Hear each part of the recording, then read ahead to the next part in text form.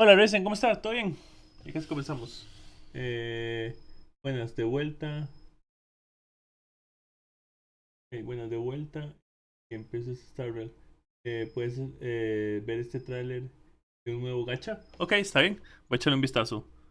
¿Cómo estás? A propósito. Ups. Espero estés bien. Un momento. Muerto.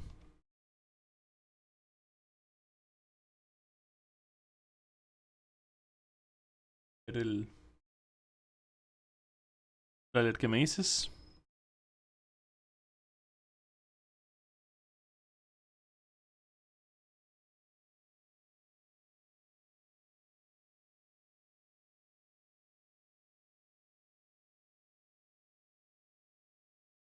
Listo. Un momento. Más. Disfrutando la noche disfrutando la noche tranquila. Sí. Por un momento había leído eso mal y pensé que usted era la tranquila, pero no se refiere a que la noche está tranquila. Raros. Producido un error.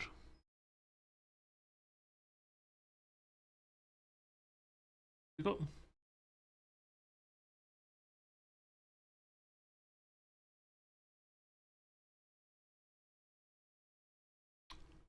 producido un error. Ok, vamos a poner esto en. ¿Sí? Vamos a hacer la búsqueda.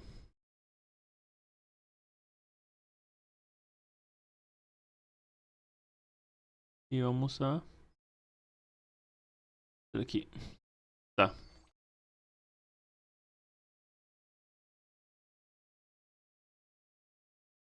Ups, me faltó el sonido. Estoy seguro que me faltó el sonido porque aún no tengo el sonido puesto. Listo. Ok, esto comenzó. Vamos a ver. Pisuli.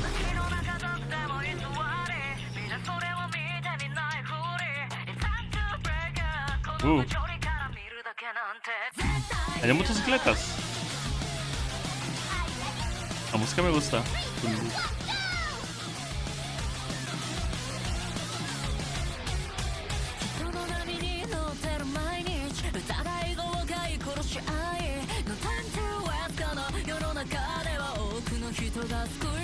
Por lo menos eso me recuerda a Persona.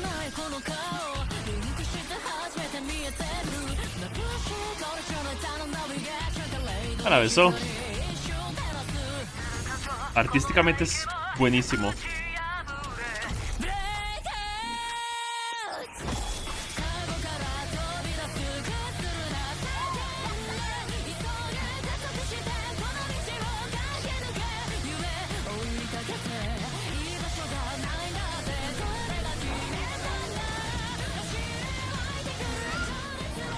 Esa de.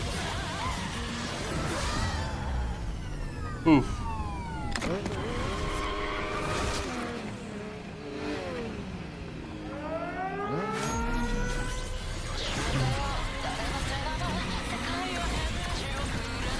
Esa de la moto rosa me gusta. Ella, genial.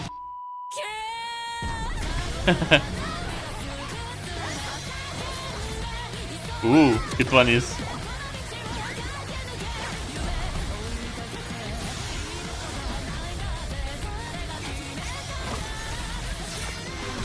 Qué tuanis.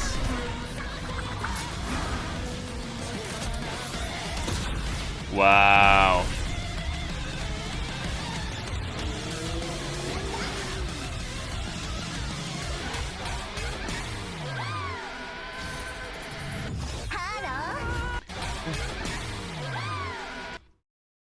Tienen corazones en sus ojos.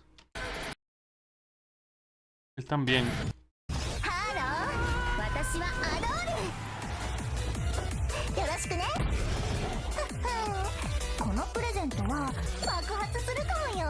Esa actriz de voz la conozco.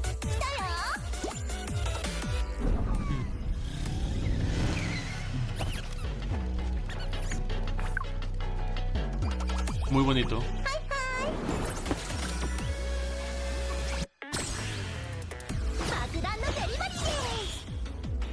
Ah, en la moto, que tuanis.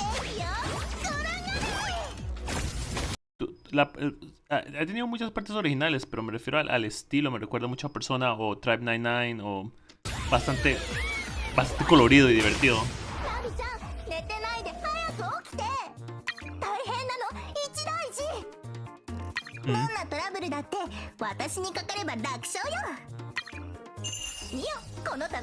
Muchas animaciones entretenidas para la presentación de la historia, pero igualmente está... Pero igualmente ella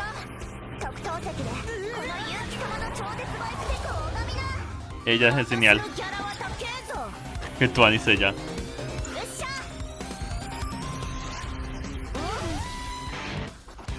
Wow. Ella es mi favorita por el momento.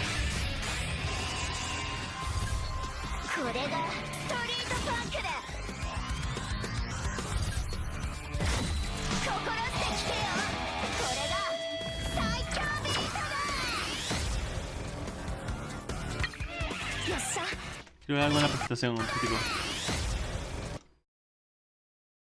Ok, pero si tiene algo que ver con esto, porque aquí están los RPMs. Es por tarjetas, pareciera. Ah, o es por turnos, no sé si estos son los turnos o tarjetas de ataque. Parece más tarjetas de ataque, pero no estoy seguro. A ver dónde se mueve el mouse. Ok. Muy bien. Oh.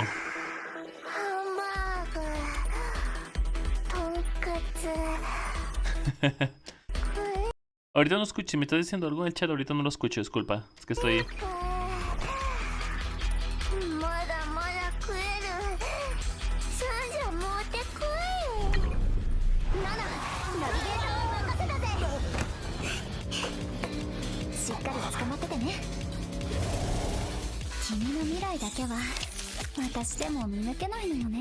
Todas las chicas se ven súper bonitas.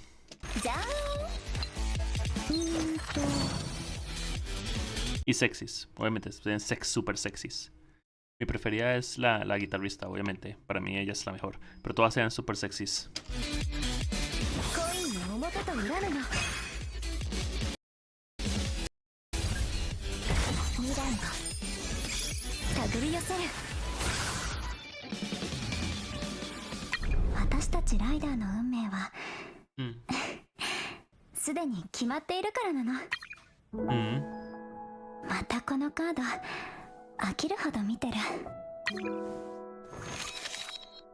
Una maga.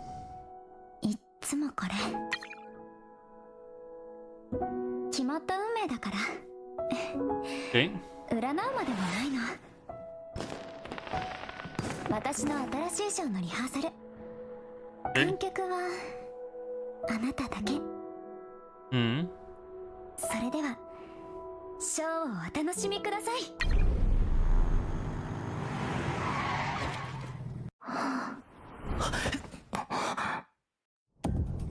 Curioso porque no sé si tiene algo que ver con besos o algo así por el estilo, pero la besó a ella, eso sí lo sé. A ella.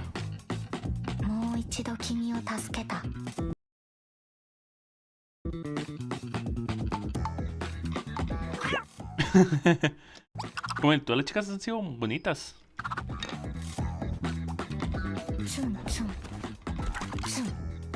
Incluso con los arquetipos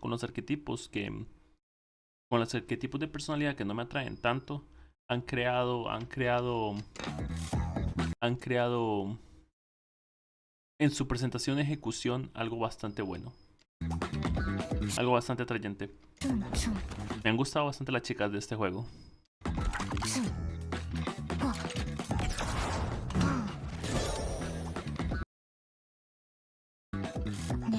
Sexys, eróticas, muy bonitas. Y también la otra, que es una maga, siempre intenta tener algún tipo de estilo o particularidad que sea resaltable. Okay.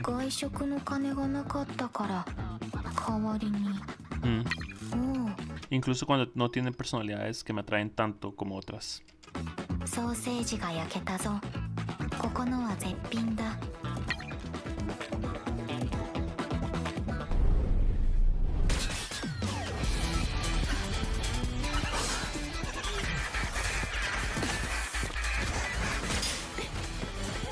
Hmm.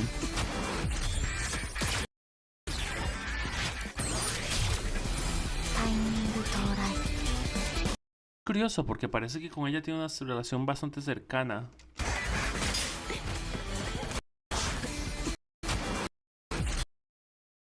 En la forma en que se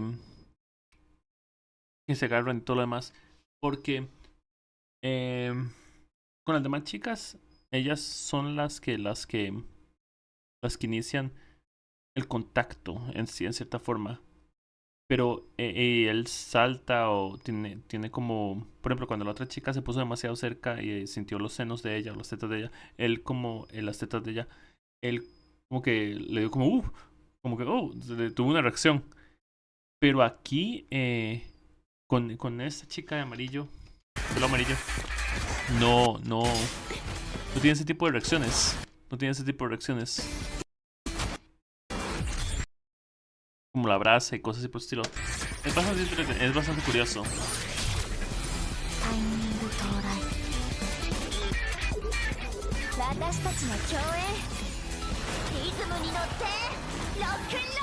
Ella es mi favorita.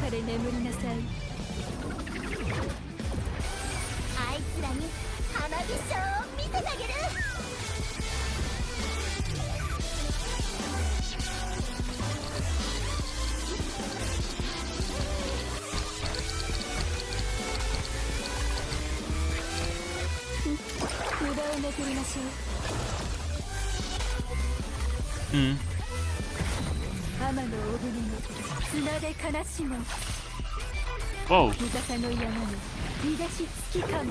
Ah.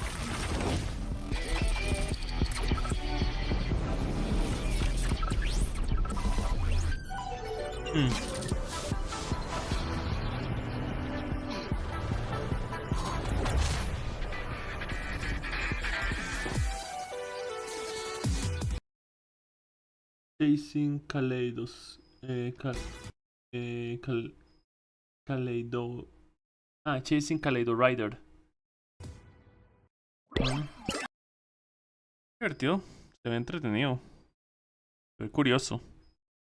Me llama bastante la atención. Del video. ¿Será que es por la ruta del amigo de la infancia? Podría ser.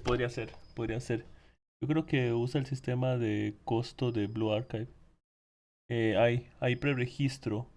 Me imagino que las armas son las motos. Ok, posiblemente. Ok, de Blue Archive. Por cierto, la rubia es la chica del beso. Sí, lo noté. No entiendo muy bien si los besos o algo así va a tener aspecto de juego de la página del juego. Ok, ahora le echo un vistazo, amigo mío. Muchas gracias. Le voy a echar un vistazo, no se preocupe.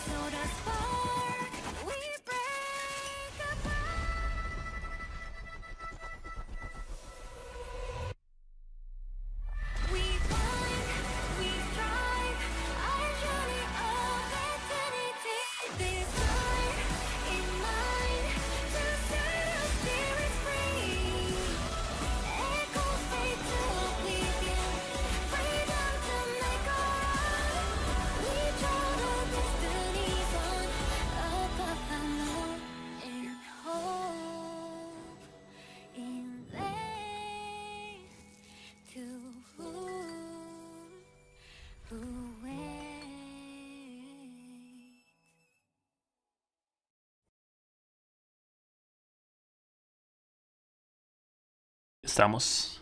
Okay. El hecho me parece curioso es que en los juegos gacha normalmente no muestran actos íntimos de esa manera. sea, sí pueden ser sensuales, de doble sentido, eróticos y cosas por el estilo.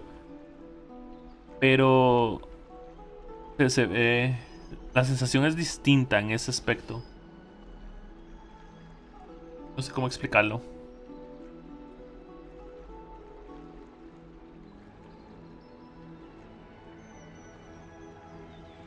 Sí.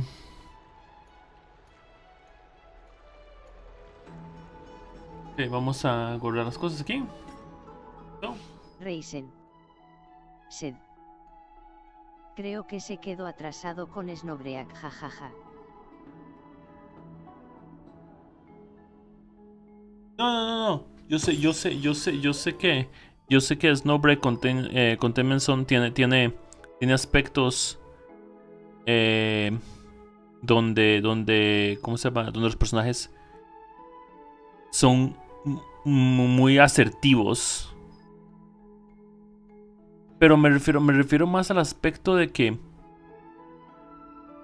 eso se descubre a través de la historia y a través de la intimidad que uno tenga con los personajes. Pero aquí precisamente lo pusieron como un aspecto del principio de anuncio del tráiler del juego. ¿Entiendes a lo que me refiero? En Snowbreak es un aspecto del juego. Un aspecto del juego. Pero aquí parece que en sí es algo que es relevante para la historia. ¿Entiende? ¿Se entiende a lo que me refiero? Que la relación íntima entre ellos es importante por alguna razón. Íntima entre los personajes es importante por alguna razón.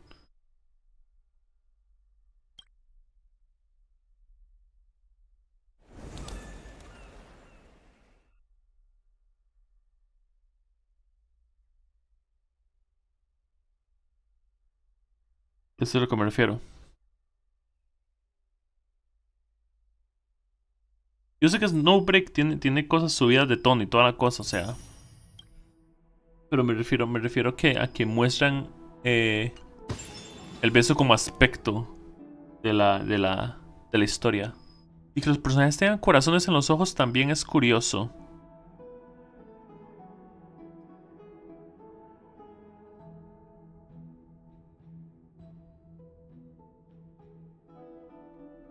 Tal vez la relación íntima con los personajes tiene algo que ver con los poderes o algo así por el estilo.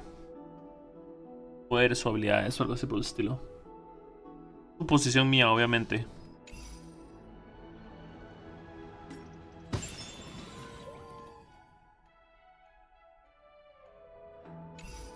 Pura suposición mía, obviamente. Pura suposición mía, obviamente. Reisen. Sed. De lo que leí de la historia es que van por el océano de la inconsciencia. Wow, ok. Se siente como más persona ahora. Incluso más persona.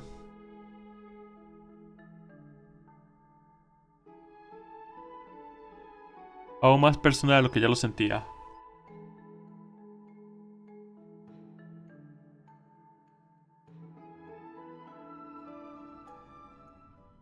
Hablando de persona, el juego gacha de Persona 5 de Phantom X va a celebrar su primer aniversario con regalando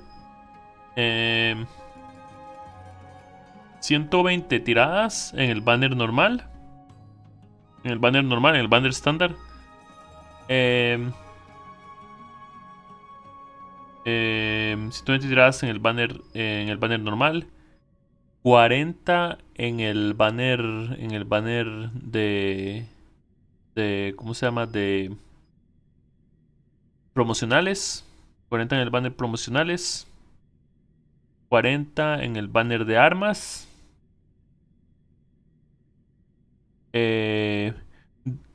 dos tiquetes para seleccionar 5 estrellas, o sea, van a regalar 2 5 estrellas y que uno escoja cualquiera 5 estrellas, sea limitado o no limitado, cualquier 5 estrellas que uno quiera. Van a dar 2 tiquetes para seleccionar 2 5 estrellas de que sea que haya salido este año. que están celebrando. Que cualquiera desde el comienzo hasta el día del aniversario. Excepto el nuevo del banner. Pero cualquier 5 estrellas, limitado o no, le regalan dos 5 estrellas. Y 1600 para hacer una tirada más de 10. Y 1600 de moneda, de gacha. Que son otros 10 tiros más.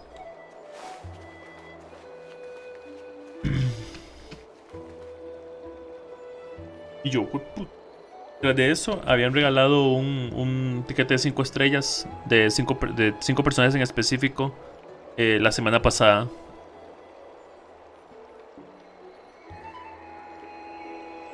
Y yo, pucha, ¿qué clase de loquera es esa? Reisen. Sed. Ojalá fuera easy ahí con los juegos de hoyos. Imagínate 120 en el permanente como está ahora. De hecho. Vamos a hacer esto primero. Bueno, era esto. Listo, vámonos. Pero sí. Ojalá funcionara. Ojalá funcionara así, pero ya que. Y sacaron un nuevo opening para el año nuevo. Un nuevo opening para Persona 5 de Phantom X. Que van a utilizar a través de ahora. ¿Por dónde? Reisen. Sed. Por cierto, ¿quién fue el hombre que quedó en el 50-50? Ah, ¿quiere verlo? Ok. A ver. Yo puedo hacerlo aquí, sí.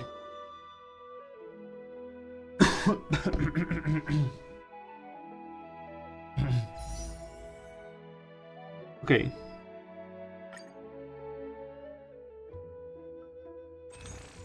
Ah, no, no es esto. Pensé que era esto. Ok. Detalles. Invitación estelar, aquí está. Así fue como quedó.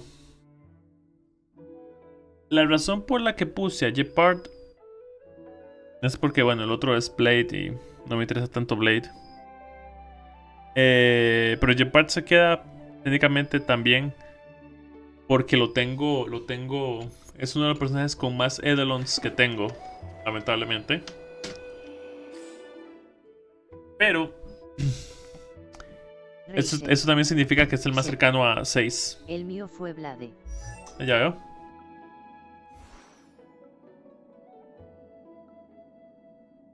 Vea. El más cercano. Más cercano es Jeopard.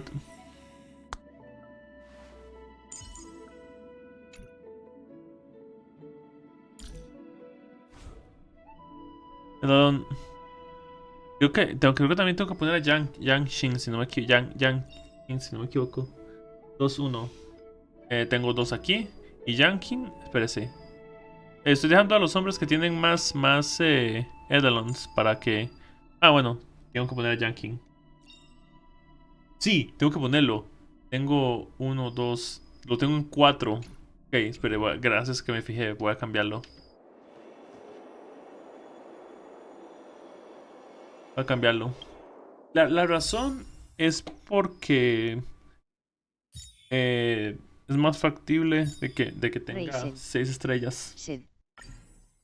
A la pelota. Sí que Yangin lo quiere.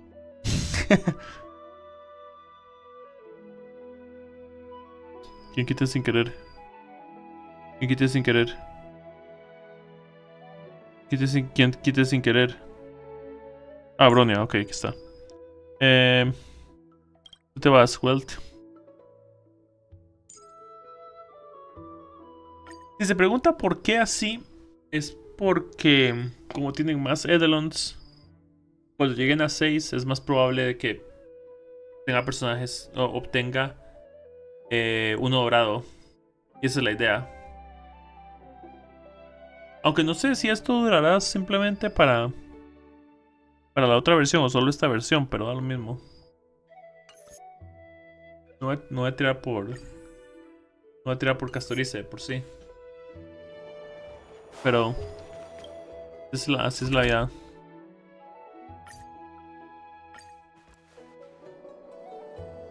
La vida no voy a tirar por. No voy a tirar por Castorice. Aún no. Aún no. Aún no. Reisen. Será después. Sed. Debe ser para todas. Posiblemente. Sorry to keep you waiting, Lord Inexagaris. No te preocupes. Lo más probable que tal vez cambia. Reisen. Sed. O hay tabla. Los que creo que tal vez cambien sean estos tres de arriba. Los que creo que tal vez sí tengan rotación son los que tienen tres aquí arriba. No creo que, o sea, no creo que Fusion, Silly y Blade estén en la siguiente versión. Creo que tal vez ellos tres cambian por otros diferentes. Porque si los notas, estos eran limitados antes. Entonces, creo que estos tres de arriba van en rotación.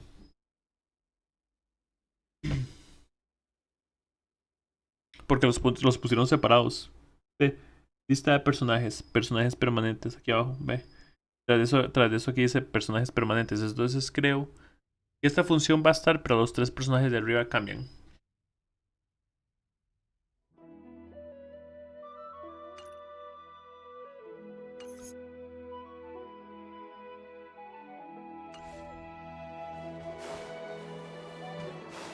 Ok.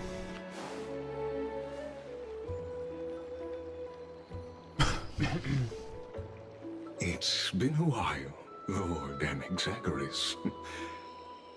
I greet you on behalf of all the citizens of Akima and express my deepest regret about what happened at the Grove of Epiphany. It's you. I never expected that you would personally come and meet me. By carefully into Lantern above, I have come as a testament to the justice of the Council of Elders. Aquí no pudieron separarlos bien, vea. Titán de la que sostiene el mundo, titán de la ley. There are Antikytherians here? They have been a rare sight ever since the Chrysos War. I extend to you my utmost respect, revered Titan. I am Lycurgus, though you may call me Lygus, holding an honorary position within the Council of Elders in Akima, and as the Theoros, I stand to protect the right of all upright citizens to express themselves freely. You can see them too? You know about us. We Antikytherians perceive the world through the amplitude and frequency of souls. Okay. Just as I am conscious that Lady Aglaya is secretly listening in on our private meeting from afar. If necessary, Lord Inexagaris, I can sever the golden thread to protect your fundamental rights. The demigod should know better, for such is her station. Spare those poor threats, and just let her listen to my words. They shall serve only to unveil her own folly. May I interpret this as you having a countermeasure? I need not any plan, because she can do nothing other than petty espionage. As the Citizens' Assembly approaches, and with Orynyx's fall, any attempt to capture the core flame within me will only usher chaos and calamity. A truth she undoubtedly comprehends. While I, Inexagaris, serving as the Grove's special envoy to Akima's Citizens' Assembly, have long known the extent of your abilities. Okay. Let's forego the formality of asserting authority, Lord Lygus. Lead the way. Very well. Surely Lady Kindness would appreciate such assertiveness in an ally. Ok. She's been waiting. Y obviamente, Follow me, please. voy a usar el dorado en ella. ¿Verdad, Silverwolf?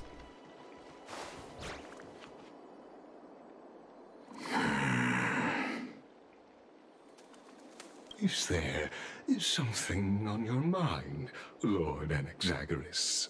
Nothing, really. It's just a question that I contemplate every time before I ascend to Dawncloud. Huh. For the Titans, does the falling equate to death? Ah, a pondering truly deep. Time is on our side. Do you mind sharing your reflections with me? While all living beings must ultimately face their demise, Kefali has yet to meet theirs. Their journey continues unhurriedly along this long path. Are you suggesting that Kefali may not have truly passed? Yes. For dying implies an ongoing process, an action, whereas death signifies a static state, a definitive termination. In contrast to mortals, Titans exist on a grander scale of space and time, thus elongating their passage into death. The notion of their fall is but a misinterpretation born of mortal ignorance. Ah, an intriguing concept, albeit challenging to substantiate. After all, Kefali has maintained a profound silence ever since the era Arasa, while scholars and priests alike have conveyed the message of the gods' imminent fall. Perhaps the gods, in their arrogance, deemed it beneath them to reveal their perspectives to mortals. Could you elaborate on your statement? Circes, the kin of the Sky Father as recounted in myths, now resides within my brain. Were I to inquire, Kefali would have no cause to refuse. Oh. That very well could be true. But what if the world-bearing Titan still chooses to remain silent? In that case, the myths crafted by the people of Amphorius are nothing more than pitiful jests. It's worth a try. I believe, and I'd love to witness the fruits of your theory and the change it may bring to this imperiled world. Because I completely concur with you on this aspect. If the Titan has indeed met their end, any response from them would be impossible. Ok. Oh. Corto está.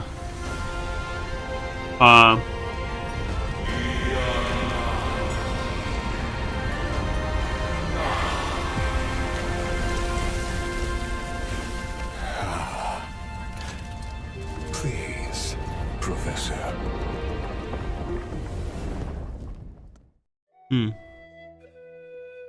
Ok. Bosque Buscatábico. Un grupo de investigadores fanáticos formados por eruditos que adoran al Doctor Primitivo. Este grupo de humanos y simios obsesivos siguen los pasos de su ídolo y tratan de difundir los experimentos atávicos por todo el cosmos. The children of humanity have indeed created a spectacle. Welcome to Dawncloud. The atmosphere here carries a greater sense of solemnity than the mundane clamor of the Marmorial Palace, with entry permitted only to the invited. Only esteemed beings grace this place, and among them, I've received priests, scholars, warriors, and now we even have the honor to be in the presence of a Titan. Oh, what a joyous occasion. Once deemed a blasphemer, now a surrogate for revered divinity. The honor should rightfully be mine, shouldn't it? I'll notify Kindness and the others of your arrival. Kindly wait for a moment. A soldier will be here to guide you shortly. Ok. Comprendo. In the meanwhile, you're welcome to explore the vicinity, but kindly remain within the guard's view. Delaying the crucial meeting is something none of us wish to see, I presume. I'm well aware of Kindness's methods. There's no need to emphasize that. As you wish. Your cooperation is much appreciated. Ok. Alas, I had hoped for a brilliant plan from you, but it turns out you just left one cage to enter another. Save your concerns. I know very well what I'm doing. ¿En serio? I shall depart to explore the surroundings then. Ok. Now that I look around, I wonder if there are any murals bearing my portrait around here.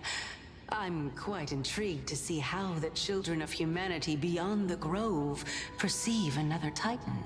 Huh. Off you go. I won't be joining you. This Titan appears to be quite at ease. I should investigate the Council of Elders' recent activities first.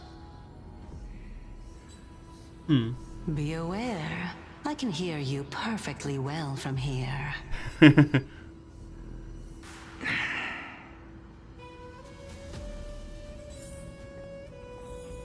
Ok.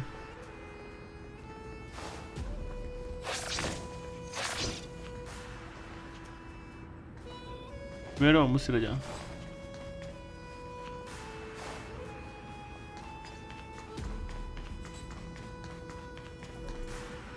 Professor Anaxa! Over here!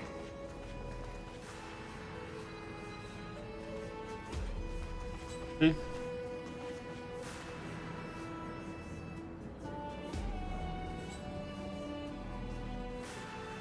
Sí. ¿Cómo estás? Professor Anaxa? Ok.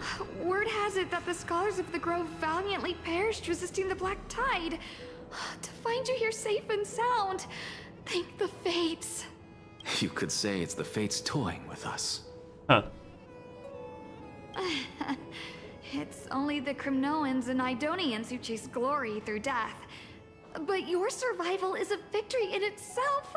I'd You know? settle for that gladly. So, are you here to report the incident to the council?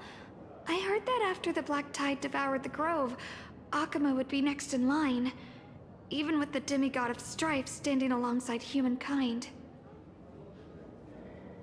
Tell me, how much does the Council of Elders know about the Black Tide? Once Kindness and her followers learned of Circe's and Orynyx's fall, they proclaimed in the council that the Flame Chasers could no longer stand against the calamity alone. Yet, when the Crown Prince ascended to godhood and repelled the Black Tide, she immediately altered her tune, declaring that all was resolved beyond Akuma, with the only remaining menace now being Aglaya and her adherents. They might well make their move at the upcoming Citizens' Assembly. No surprises there, those shifty opportunists. Thank you for your honesty, virtuous student. Being an opportunist could very well be a facet of wisdom. De hecho. Shouldn't you be searching for murals of yourself? I've had enough of your prattling. I was was really curious to see how you would find the middle ground between both factions, so I came to listen in. Huh. But it seems as though this Kindness is much more ruthless than Aglaya. If so, why do you want to work with her?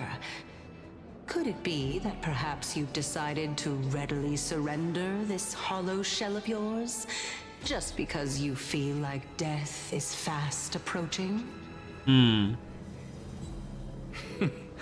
I'm afraid you'll be sorely disappointed if that's what you truly think.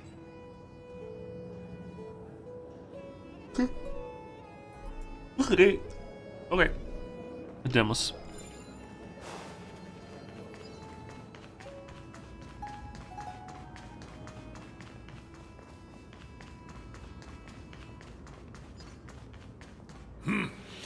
Even blasphemous scholars can come here, it seems. Looks like my presence here is quite unwelcome.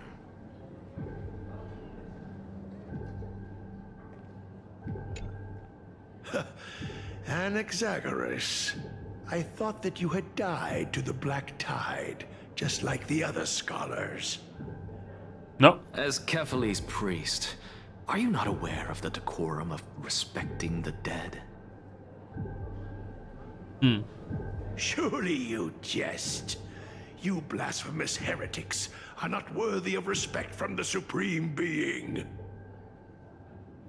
Let me remind you that you're currently in Dawn Cloud, so you'd better keep your deranged language to yourself. I am no longer that altar servant from years ago, who could only acquiesce to the commands of others. Now, I have plenty of ways to deal with people like you. I'm not sure whether I should laugh or cry right now. I can't believe that a follower such as you could have been made by a creation titan. Huh. As I see it, a dead titan can't provide you with this level of confidence, right? Then who is it exactly? Could it be Kindness? You. Huh. Seeing how fond of you Elder Kindness is, I shall let that slide for now. Leave immediately, and don't impede us from receiving the Supreme Being's blessings.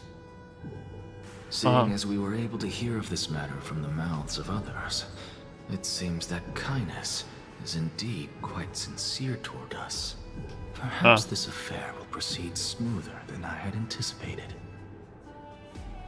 A menos que. Oh my, what a thrilling confrontation. As expected of one of Kephales's followers.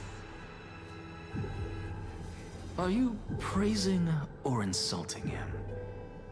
Praising him, of course. As a believer of the God of Deliverance, it is only natural that he detests evil. Huh. Didn't you hear me?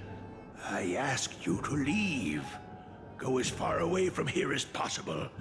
Don't mutter to yourself like some sort of madman and disturb my meditation. I've had enough of this. Could the 15th entry hour arrive any faster?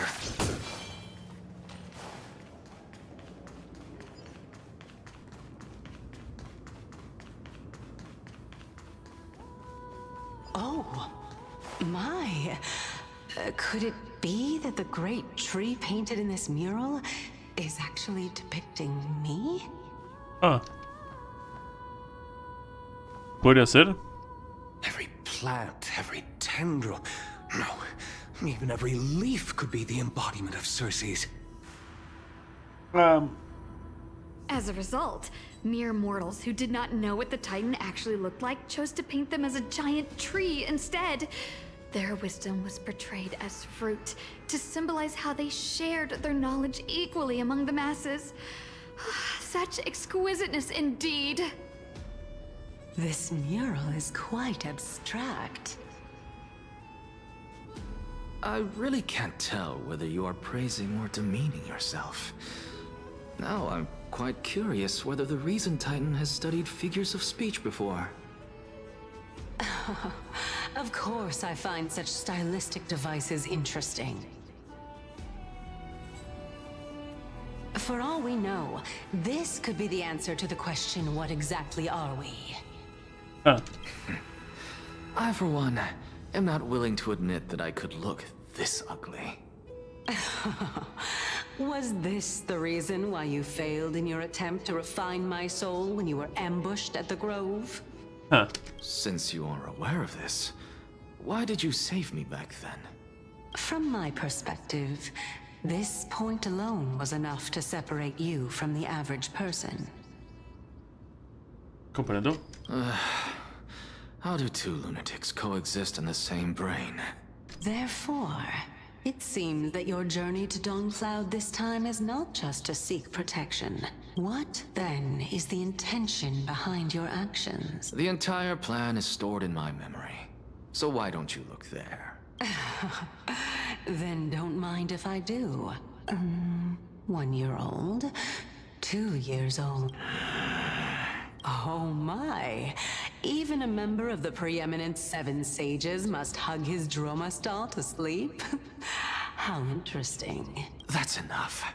How unusual. Your soul is actually trembling. This must mean that behind this toy hides a secret that nobody knows, right?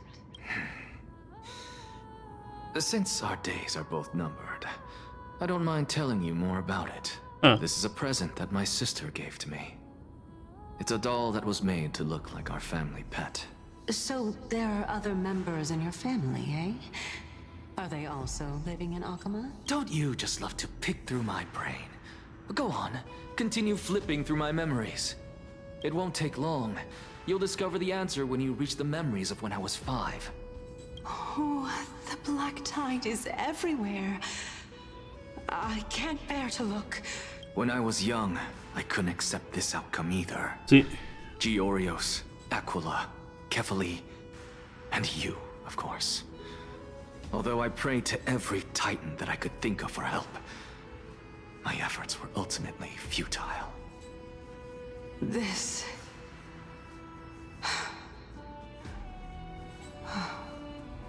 Could this be the inception of your research into alchemy? Indeed it was. Everything started from that verdant courtyard of yours.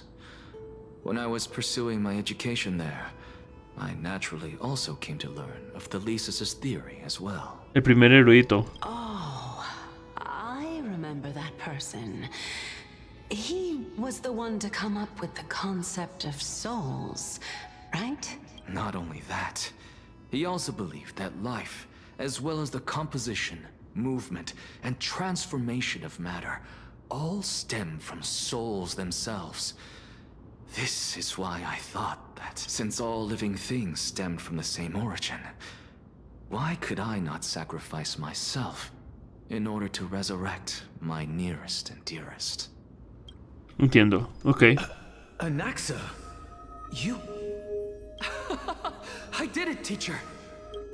But this is absolute blasphemy. Regardless of how much freedom the Grove provides, such an act could cause you to be burned at the pyre. Your beloved, where is she now? Send her away from the Grove at once, to a place where nobody will ever be able to find her. Otherwise, the both of us will be judged by the Council of the Seven Sages. Ok. Calm down, teacher. My sister, she's still not in the mortal realm. Even to this day. What do you mean? It was naive of me to think that I could snatch the deceased from Thanatos' grip by merely sacrificing one eye. Equivalent exchange. All I received for that price was but an opportunity to see her for one final time. Nothing more. Let it go, Anaxa. As one of my best students, I cannot watch you go down the wrong path without doing anything to stop it. Never do something taboo ever again. Don't disappoint the deceased, and never harm yourself. If you can do that, this classroom will still be yours, and you'll have a chance to live out your own life. Since I was able to see her one last time, I have no other desires. You're right, teacher. It's time for me to start a new life. I am sincerely glad for you, child. Now then, what topic would you like to study? I wish to continue Thalesis' research. Continue the research into souls, but you know that the Grove has long since understood his philosophy like the back of their hands. Even if you continue digging into this subject, your efforts will likely be futile. No, teacher. After my fleeting glimpse of the deathly fog, I finally understood a single truth. Since ancient days, our understanding of the souls is but the tip of the iceberg. I may have lost an eye, but my view of the world has become clearer than ever. I have grasped the truth with my bare hands. Watch as I turn this farcical world upside down. Who would have thought such a secret lay concealed beneath that hefty eye patch of yours? However, this story doesn't seem to be connected to your plan. In fact, I'd say that they aren't related at all. The answer lies within the tale. If even you cannot understand it, perhaps you should relinquish the divinity of reason to me. After all, it'd be a waste for you to hold on to it. My story ends here. Now it's time for you to tell me your secret. After all, this is what equivalent exchange means, correct? As expected, you laid a trap for me to step into. Unfortunately, even if I was willing to talk about my past, I may not know more about it than you do. Oh? Are you saying that the renowned Reason Titan is now admitting a lack of wisdom? Your followers are going to be sorely disappointed by this. Child of humanity, remember this. Being cognizant of one's ignorance is the greatest wisdom of all. Wow. Now I understand. No wonder you asked me to answer your random, nonsensical questions. Not only that, you're the only one who can shed light on my query. As the saying goes, onlookers see most clearly. Is that so? Lord Anaxa. I saw you muttering to yourself and was wondering whether you were caught in a delirium of reflective thought. I'm sorry to interrupt you, but time is of the essence. I have a message from Lord Lygus. Lady Kindness has met up with the Council of Elders and is awaiting your arrival, so please depart forthwith. It's finally time. Good. Vamos. Carefully. The one who created the world, and the one who bears the world. If you truly have not met your end, how will you answer the challenges of those who defy you? I didn't expect you to agree to Lady Kindness's invitation. What a wonderful turn of events. To tell you the truth, there are many people who hold grudges against that Lady Goldweaver. Isn't that the Dromas draped in finery? Avoid his gaze. I don't acquaint myself with blasphemers. Don't worry. He's too full of pride to pay us any attention. Your nickname is Dromas as well? You must really like those creatures.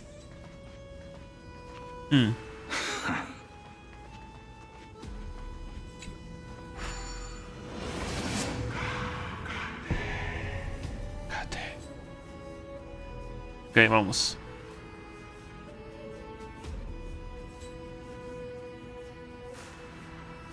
Ok.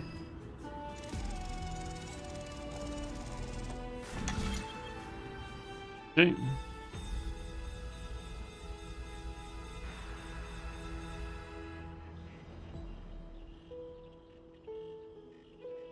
Ah, es aquí en corazón, no era allá abajo. Está. Vamos. A student of Empedocles? I hear that his views run counter to the Venerationists. This is what being a scholar is about.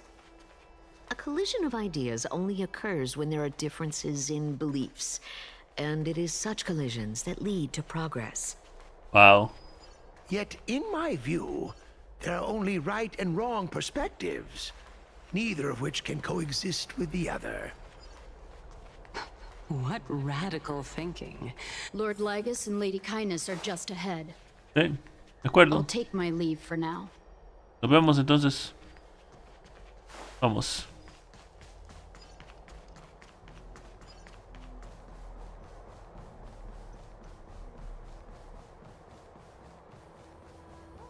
Okay.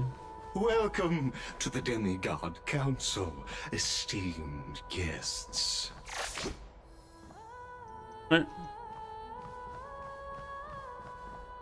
Lord Anaxagoras, oh, I've heard so much about you.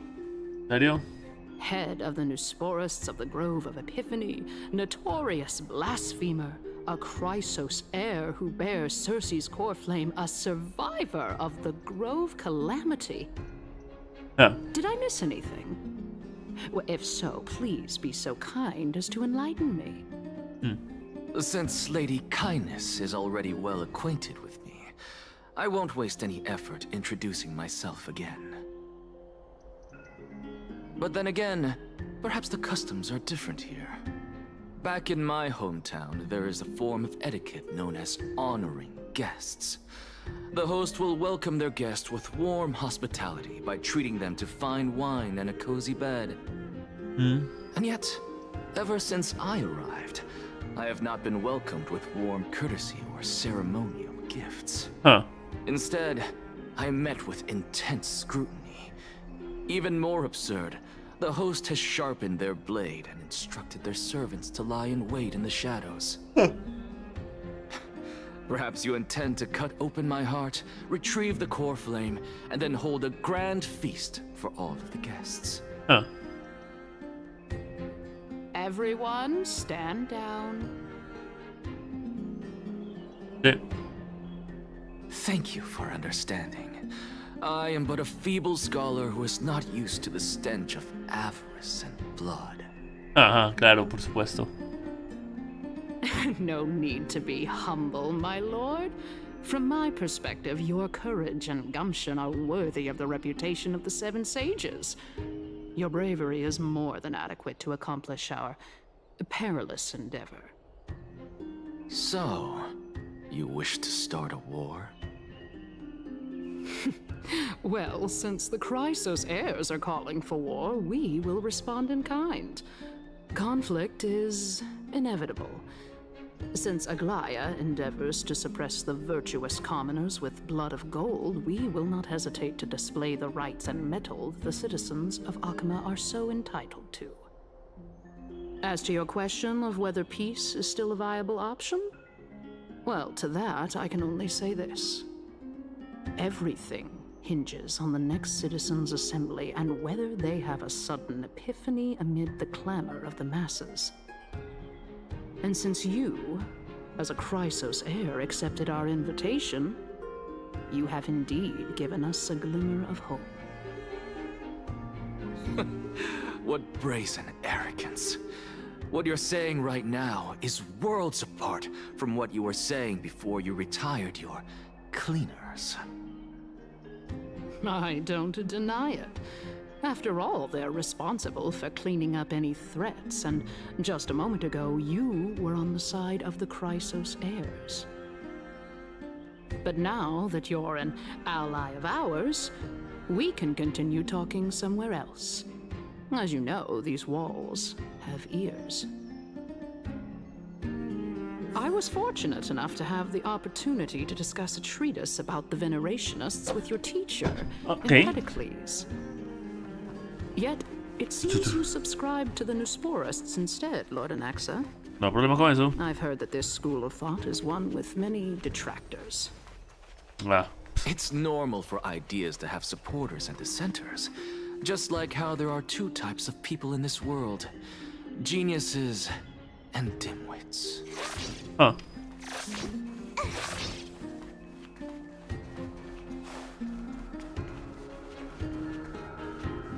Okay.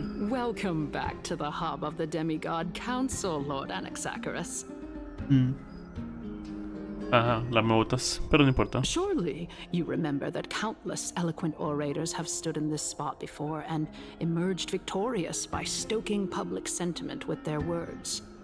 Okay. And yet there have also been innumerable blasphemous philosophers who set themselves up for failure because they refused to defend their actions. This tiny stage is the most profound embodiment of Akama in centuries. In 15 days, this site shall also become the most important, as well as the final turning point in Akama's history. Okay. May the both of us carry out our duties with honor and lead the masses back toward the Era Chrysia, a golden age with no death, strife, or trickery.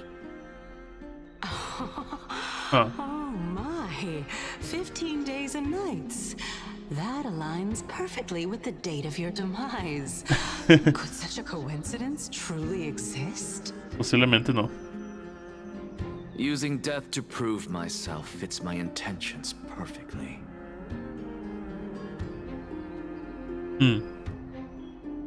What strong conviction you have, as expected of the hero who dared to stand up to the Gold Weaver. Héroe, As expected, she misunderstands you. Sí. That's enough, Lady Kindness. Dispense with the niceties. I only accepted your invitation so that I can serve the commoners alongside the members of the Council of Elders. Don't test my patience with such superfluous formalities. Well, you say that now, but surely you also require my aid as well, so that you can stay alive even when being pursued by the Golden Thread? You worry too much.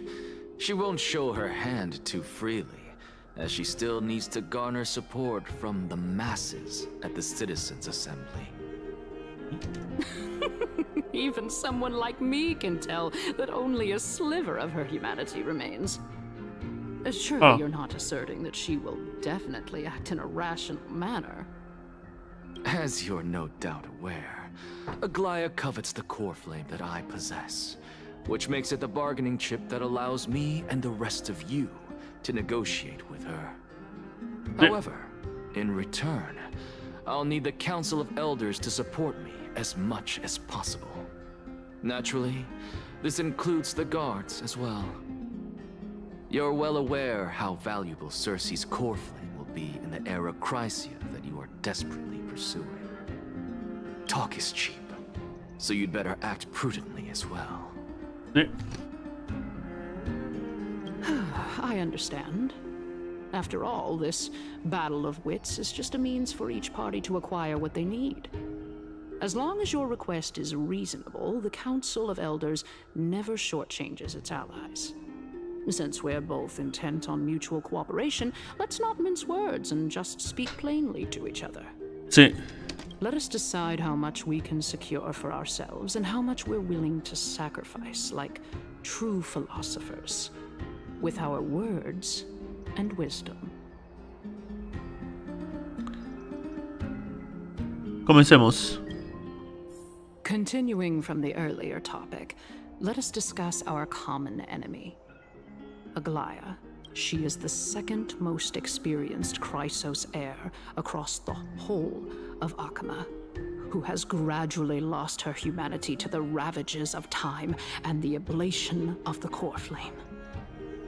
A formidable opponent indeed. Admittedly, there is ample reason for her to take your life. Yet your previous reasoning is quite sound. As a seasoned political animal, it's unclear whether she will actually cross that irreversible boundary. Moreover, she still needs you alive so that the Titan's trial can be completed. Is there anyone present who can swear by the sacred vow of Kefali and guarantee that you weren't in league with that woman before coming here? are you just trying to pull the wool over our eyes and aid her in her savagery? Está lista para ejecutarme.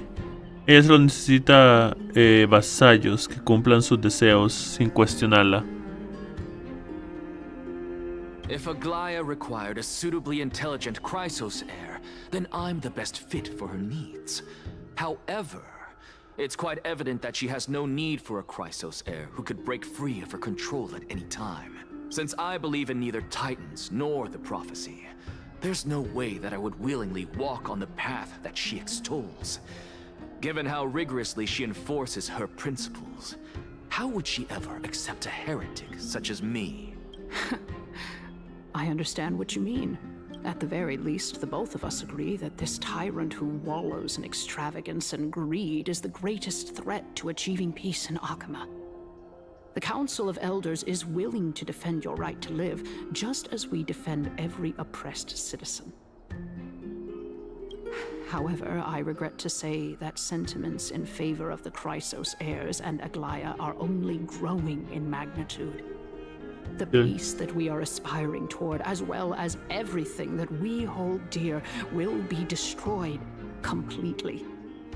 The city will be burned to ashes, and the citizens' blood will be shed. Tell me, what are you willing to do for our esteemed citizens so that they can vanquish the enemies of our fine city? Ganarse mi apoyo es como ganarse el apoyo de todo el Soto. Yo seré quien destruya la arrogancia de Aglaya. Aglaya's authoritarianism, conceit, and arrogance have granted her unfettered control for the most part. Yet these traits are also her greatest weakness. If I can render her helpless by forcing her to experience the agonizing pain of betrayal, I am certain she will never recover from such a setback. Surely you don't believe that such a tiny betrayal will be enough to push her to her wit's end. What's more, there are many who remain silent, merely watching to see how much chaos I can unleash. Not to mention, you know full well that the Chrysos heirs have never been a united front. In the name of Kefali, Akama thanks you for your sincere and valuable thoughts. At this stage, it's clear that you and I understand the benefits to be won from this discussion. Let me put it plainly. The Council of Elders has always been renowned for its fairness, and that fairness is built on a foundation of sincerity. Ya vengo, voy a ir a servirme algo para tomar.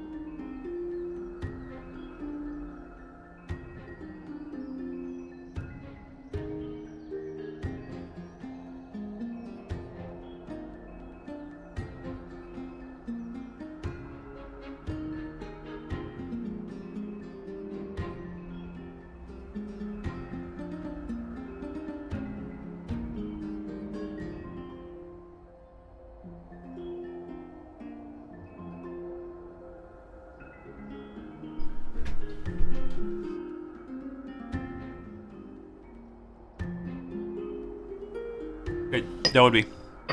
Continuamos. The Council of Elders has vowed to all citizens of Akaba that it will always remain loyal to them.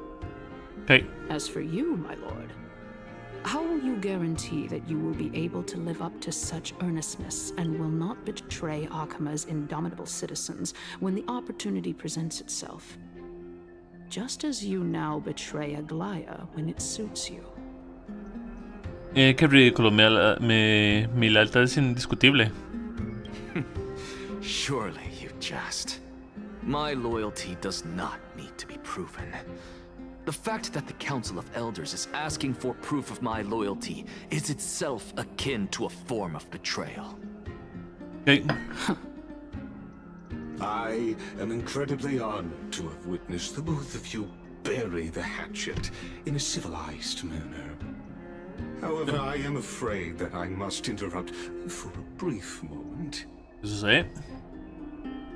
As the Theoros, I have observed the following. Lady Aglaya, the Goldweaver, is currently on her way to Dawncloud. Ah, curioso. Oh. Well, I do believe that we might have a slight overabundance of guests today. Feeling dissatisfied, Lady Kindness?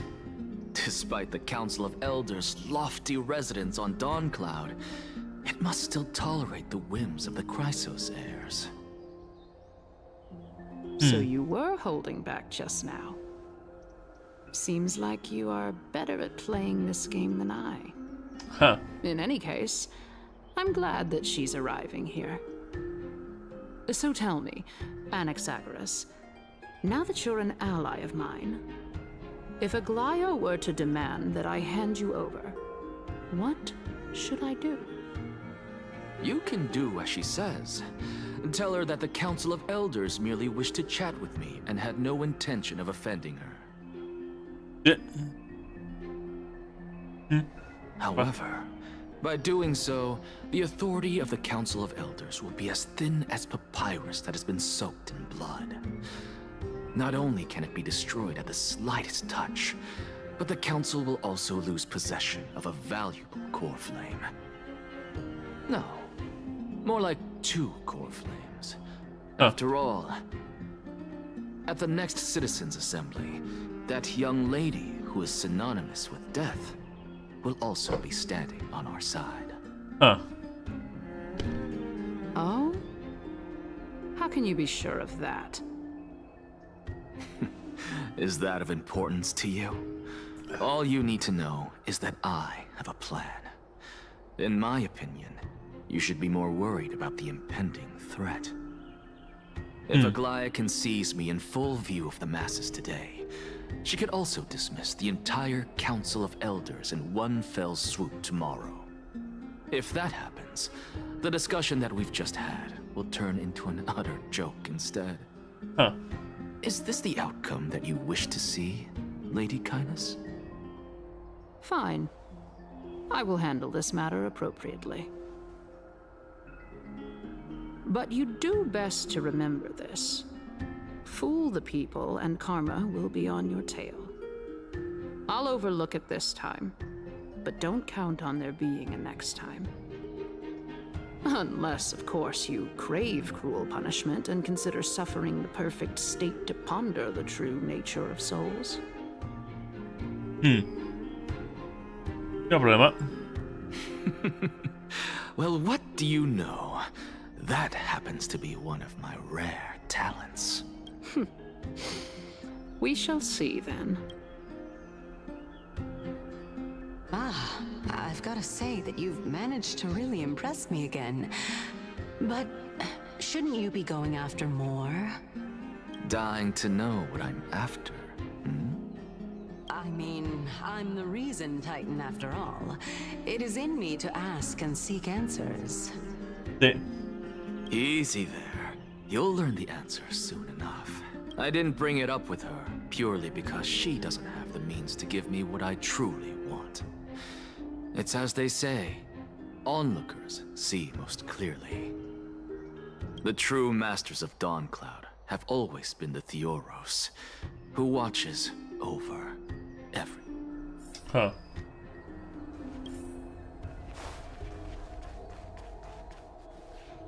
unexpected visitor. Welcome once again. Ah, claro, por supuesto. You know, you could actually skip all the pointless debate and come straight to me to seek an audience with Kefali. Huh. I have no reason to refuse you, do I? You may not, but Kindness has. Whoever gets hold of Kefali's core flame will get to rule over Akama. She's wary of me, so naturally I had to gain her trust. I would say that debate was not at all pointless. Very true. In my view, this individual has gone to great lengths to get close to Kefali. He might very well be plotting something nefarious against the Titan. Are you still willing to let him pass, knowing this? Yes, very much so.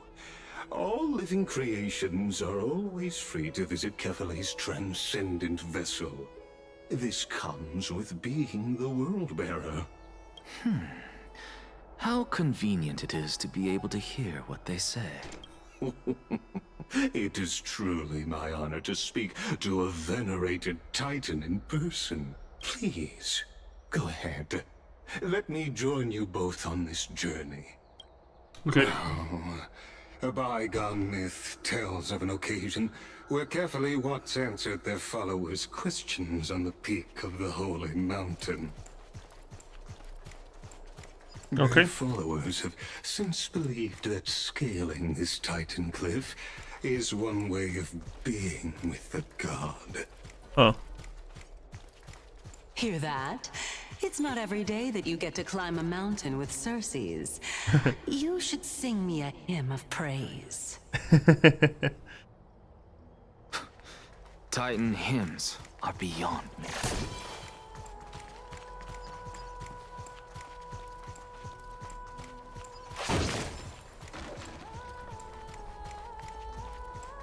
Sí.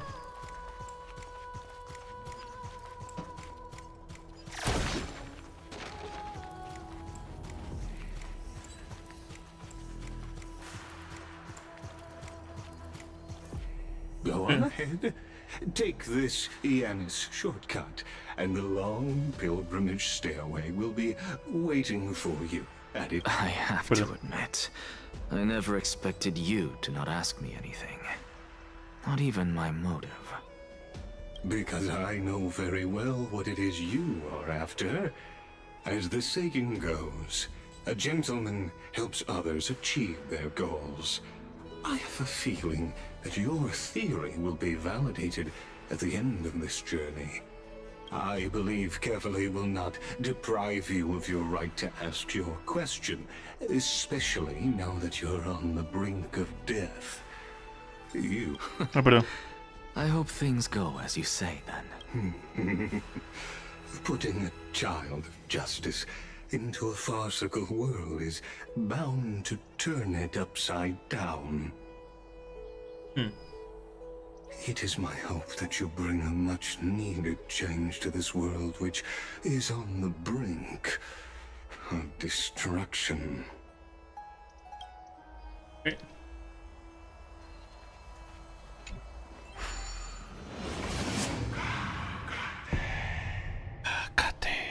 Okay.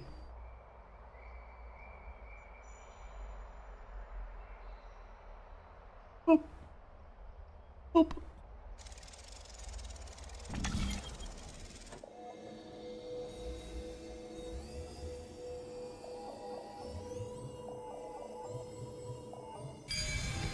Ahí está.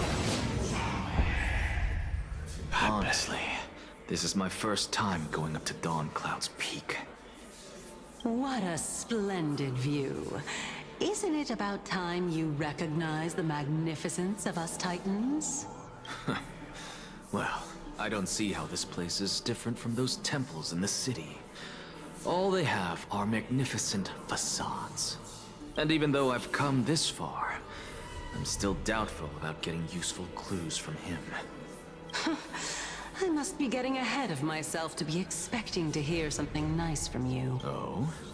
Haven't you been in my head for some time now? It's high time you get used to how I feel about things. All right, we're just a short hike away from Kefali. No time to waste here. Oh. So the intellectual debate from earlier was too draining for you, huh? If Amphorius gets a new lease on life, you should focus on strengthening your body and stop shirking social interactions. Save your concern. The Titan is in sight. Can you make it? Why? Are you going to carry me up if I were to fall now? I know how far I can go, so just hold your tongue and come along. Fine then. I guess I won't say any more. I'll just wait till your soul dissipates completely to gain control over your body. Wait. Who is that? Cersei's? Interesting. Look at that. Huh? What should I be looking? Am I hallucinating? Or do we even get to see souls when we're close to dying? Okay.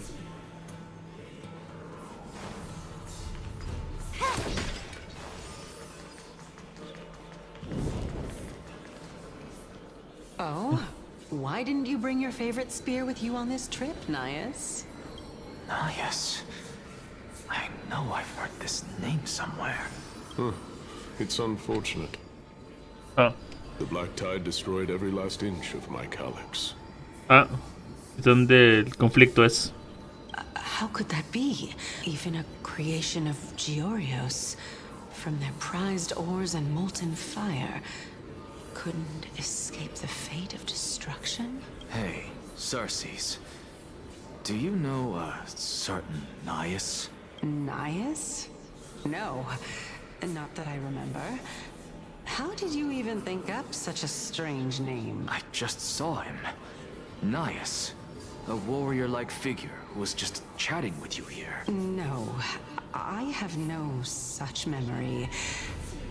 Could you be hallucinating? Okay.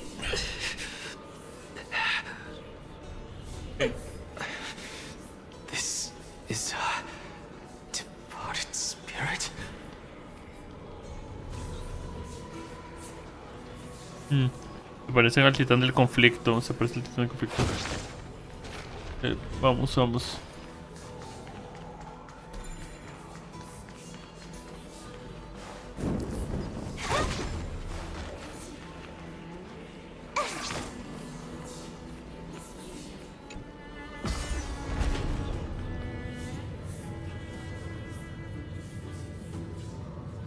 Okay.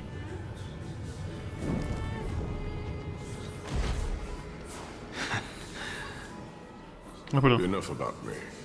Did Kaos ever reply to you? Well, regret. Caos respondió, ok. Regrettably. Seems like the price of becoming a demigod is a lot heftier than we thought. Esto ya ha pasado, entonces. Kaos. Demigod. I've never heard of this person. Which Titan's authority did he inherit? Look on the bright side, Nias. Since we've come all this way, I doubt he'd snub his old friends, would he? Let's just hope we mean as much as the world to him. ¿Será que los titanes, estos titanes no son los primeros, titanes? O sea, ¿será que esos titanes fueron otras personas que obtuvieron la autoridad? Fueron personas que se convirtieron en semidioses y no son el primer titán. ¿Será eso? O sea, algo que intento decir es que los titanes contra los que hemos enfrentado y obtenido sus yascas no son los primeros titanes, sino que porque ella se parece a Circe, si él se parece a Genos, que ella se parece a Circe y él se parece al titán del conflicto.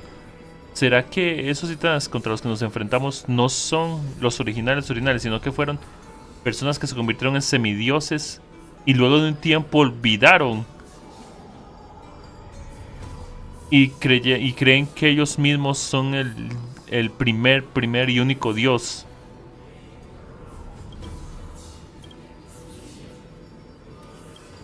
Hey, are you seeing that same hallucination again? Yes. It's still you, Ananias, but you're now talking about a certain Chaos. I'm guessing he's one of your companions? Chaos? This name sounds just as strange to me. Never mind. I think I know what this is about. If things are as I thought, then they aren't hallucinations, but the souls of people. What? But if those are the souls of the dead, then what am I? Beats me. For all I know, you're just an illusion I conjured up in my dying moments. Let's just keep going. As long as I take in more sights and hear more stories. Know your limits.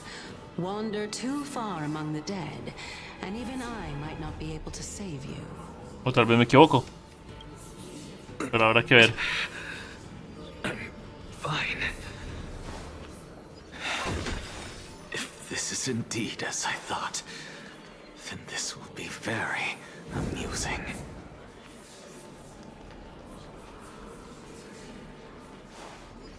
So...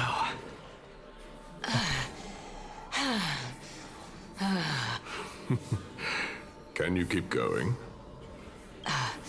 Of course. I'm just... If I knew we had to climb a mountain, I wouldn't have come along with you. I guess this also counts as one aspect of the world-bearing burden. Oh. If Amphorius does have a next life, you may want to get your body in shape. Huh.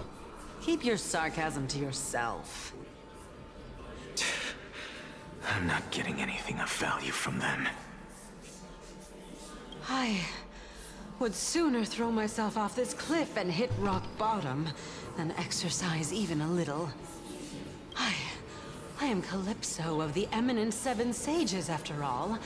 Training would make me no different from those Helcalithist barbarians. Calypso. She's one of the Seven Sages. A member of the Grove? No, she can't be. I would know her name if she really were one of the Seven. Hey, Circes. Does the name Calypso ring a bell? Circes? They're gone.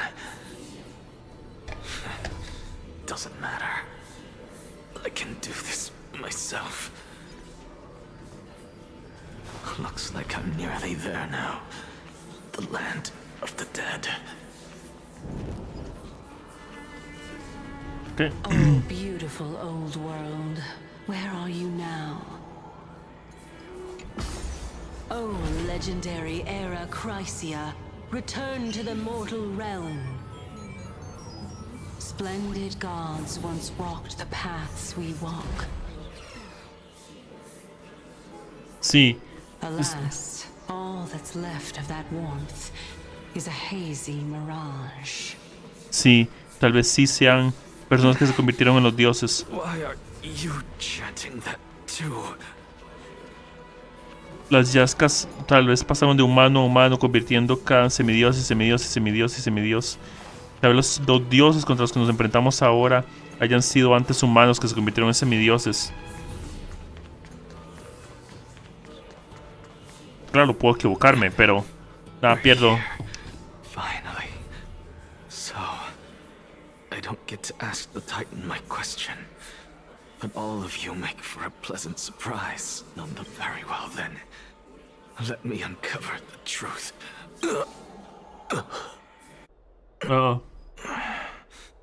Did I still fail to make it in time? So, I'm back here again. I can hear it. I hear it from the depths of the tides, behind the closed doors of the void world. A voice ready to tell me something. This time, the voice is a lot clearer than before. Since we've come this far, let's just wait. Lord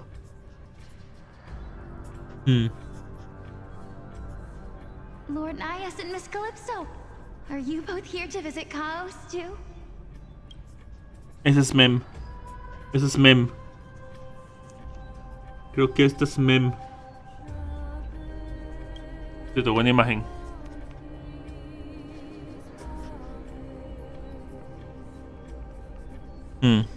Yes, and we've been waiting for quite some time now. Regrettably, he hasn't answered us. The worst case scenario is that he's already been overwhelmed and crushed by the world-bearing burden. You're overthinking, Lord Nias.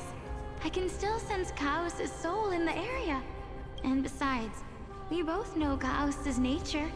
A deliverer like him wouldn't fall so readily, much less give up on all that he holds dear. Isn't that so? Yes. I have faith in him. La música. That reminds me. Why are you making this trip alone, Polixia? Polixia. Oh, my sister needs more time to make sure the flowers are fine. Pero tal vez me equivoco, tal vez no sea Mem, pero se parece un montón a ella. Such a pity. Both of you have hearts kinder than anyone else. Yet you are born only to take over Thanatos' divinity. Lo sabía, lo sabía, lo sabía, lo sabía. Este es un ciclo que se repite. Los titanes eran humanos, pero luego olvidan que fueron humanos y simplemente siguen siendo los titanes. Everything that I see and hear this time has left me shaken to the core. What may seem like a mundane conversation is in truth a once-in-a-lifetime exchange that has revealed the ultimate answer to Cersei's question. The conjecture has taken shape and must now be solidified into a theorem. Next, I only need to seek verification from Kefali. By doing so, I can answer Cersei's question and reclaim my body. But no, I will not do that. That isn't important, because another one of my conjectures, one that I have always dreamed of proving, has been proved right this very instant. Fusing a mortal soul with that of a Titan to replace said Titan is not a ludicrous idea after all. Porque ya ha pasado varias veces.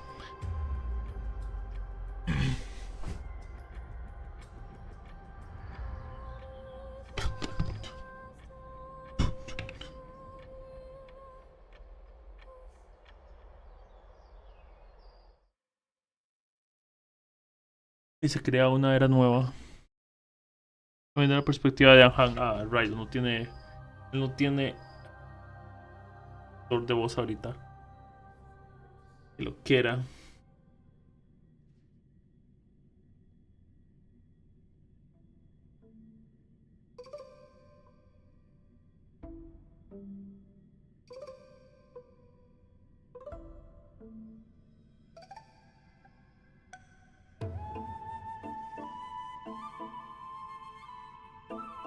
Hey.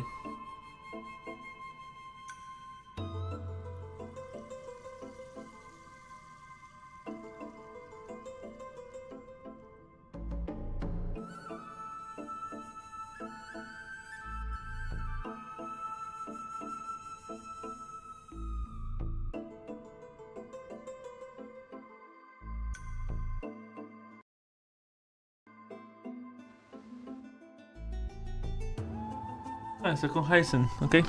Vamos a ver, tiene una actriz de voz. What are you thinking about? Me impresiona que este árbol sea el cuerpo divino de Circe. Es espectacular. Is that so? You don't look the slightest bit amazed, though. Plus, You seem to be strangely familiar with the city around the Great Tree. La voz de Hyacinth se escucha como más fuerte. Es una historia del pasado. No voy a entrar en detalles. Porque hay un árbol donde él también, el Shanso, la Fu. Events of the past, huh? I was also a child when I looked up at Circe's. Their leaves and branches reflected the sparkling stars. And their trunk was like a pillar that supported the sky and ground.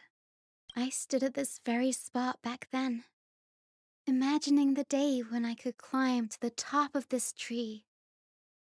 Because I would be the closest I can be to the sky at that spot. Eres una sacerdotisa de los cielos, pero estudias en un lugar que es hogar del titán de la razón. Eso no suena lógico. Don't read too much into it. I mean, can mortals even hope to reach Aquila's realm? They're a strict and draconian god. Nothing like Circe's. Reason is willing to share what is theirs with others, but Sky only expects people to revere them. Wow. You get what I'm saying, right, Denny? After all, the titan that imprisoned you and Grey here in Amphorius is none other than Aquila themselves. Sí, no esperaba provocar la ira de un dios local. But there will always be people who dream of soaring towards the sky. The Grove has a wealth of research on Aquila, and that is exactly what we are here for. It's just... I never thought Grey would meet with something like that before we set off. As a physician, I should have been there by his side. Huh.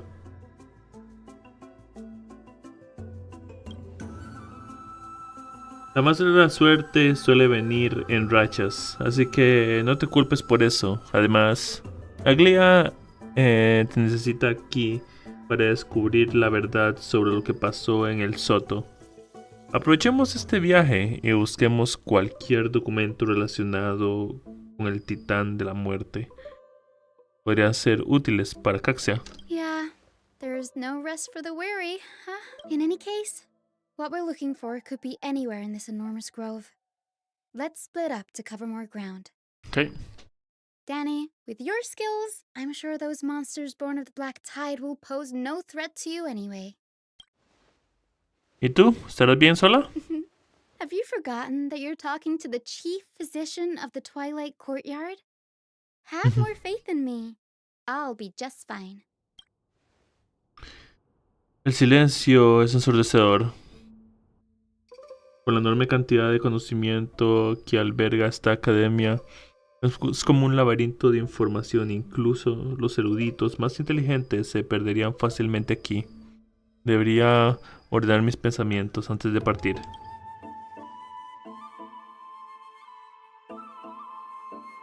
¿Cómo salir de Amphorius? En los mitos, Áquila, el titán que gobierna los cielos, es un ave colosal que observa el mundo con sus 100 ojos. Mientras continúe surcando las nubes, los habitantes de Amphorius permanecerán atrapados en la tierra. Los antepasados de Hyacinth eran sacerdotes que adoran a Áquila, el titán del cielo. Nadie conoce mejor que ella los tabús del titán del cielo. Glea la envió como guía. Es posible que esté preparando a Hyacinth para una prueba en el futuro. La mitología de los titanes de Amphorius. En Amphorius, los titanes son un tema de conversación frecuente. La gente crea mitos que a su vez crean titanes. Es difícil mantener una visión objetiva entre la gente de Amphorius. ¿Hay alguna forma de ver la situación desde otra perspectiva?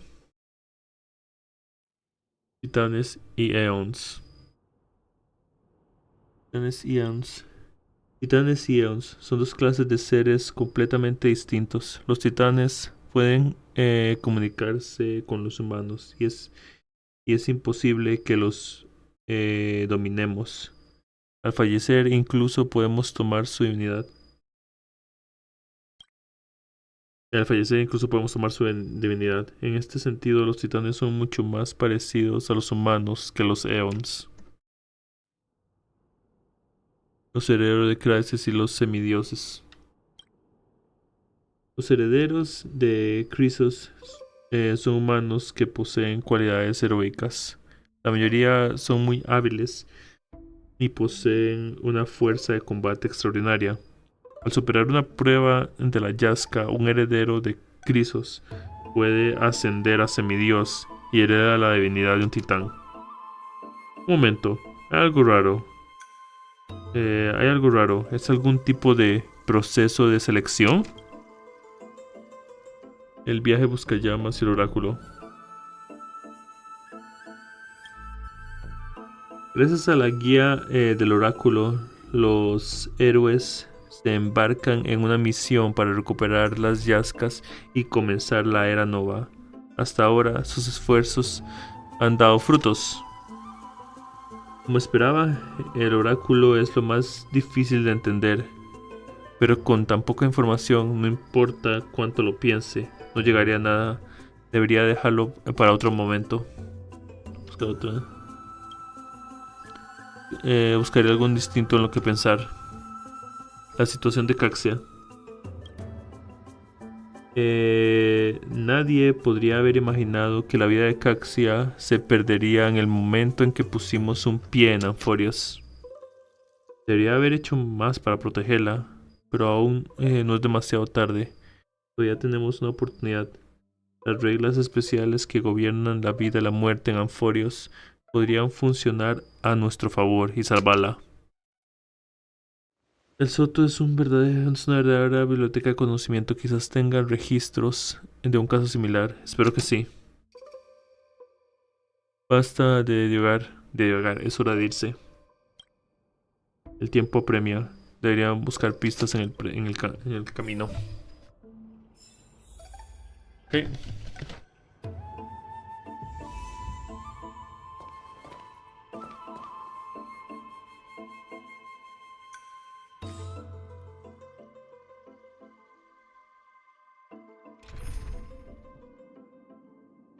Bueno, hacemos esto ya que.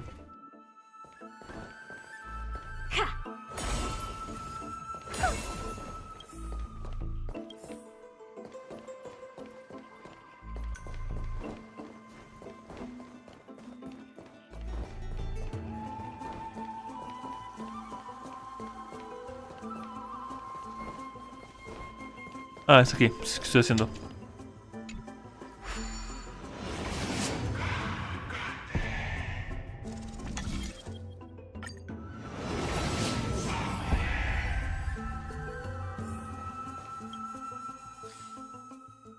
¿Dónde tenemos que ir?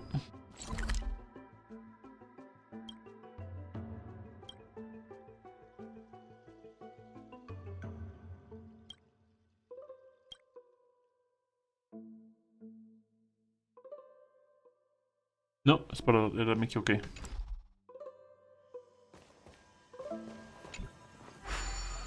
Ok.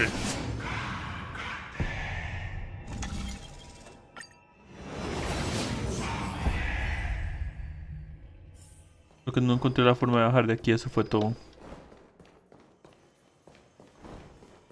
Es por aquí, ok.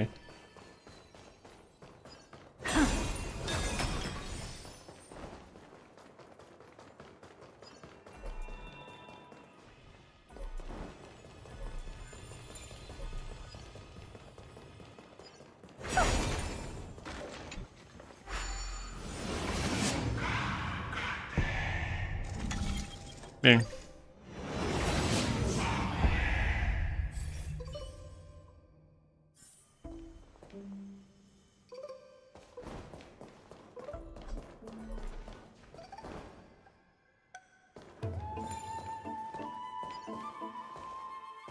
Tengo que volver el tiempo a esto.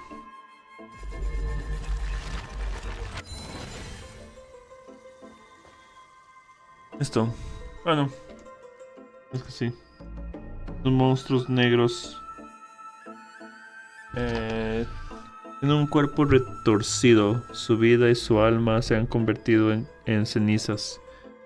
Imposible saber qué forma tenían cuando aún estaban vivos. Estos son los restos de una criatura de la marea oscura. De cerca se ve diferente a...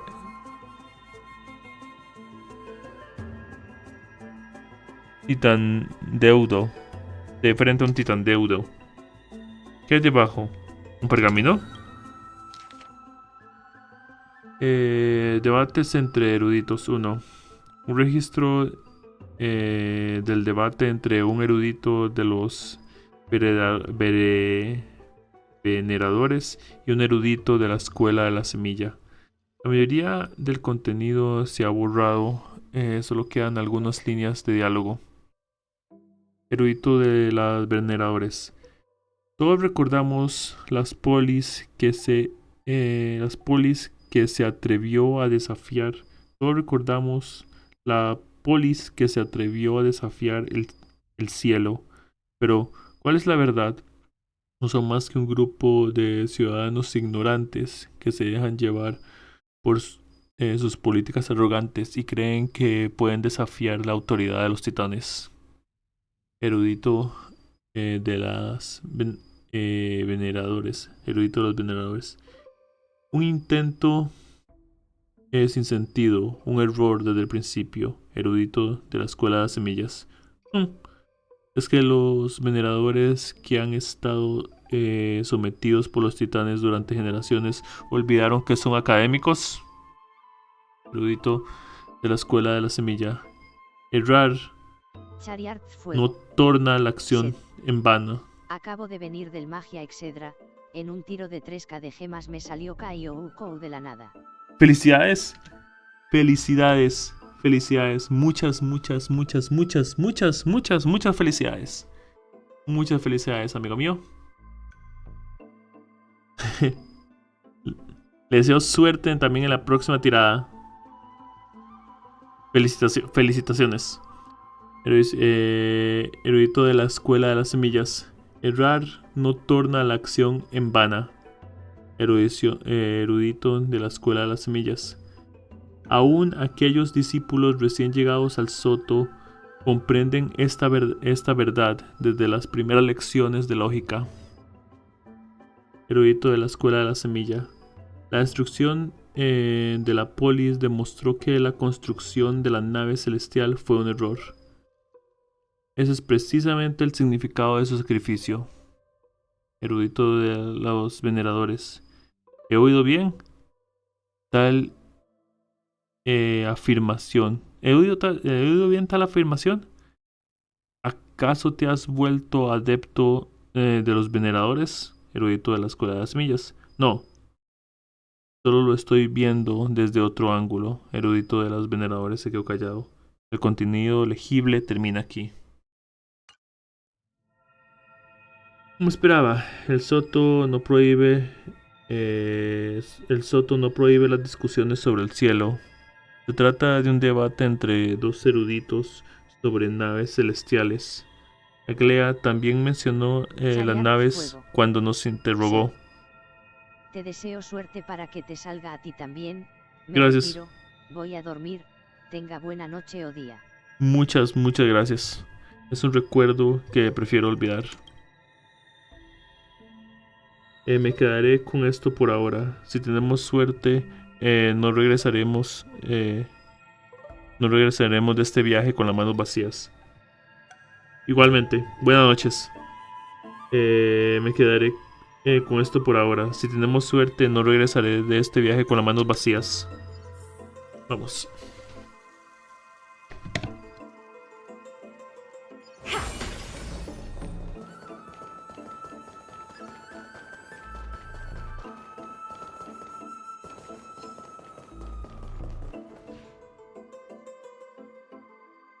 Sí, ok. Really now? This is way more trouble than I could have asked for. ¿Necesitas ayuda? Or you could sit back and watch. No sé si lo dices en serio. Pero ser difícil de interpretar. Pero ser difícil de interpretar. Supongo que tendrá sus ventajas. I'm kidding, Danny. Lend me a hand, pretty please. All right, now let's get him.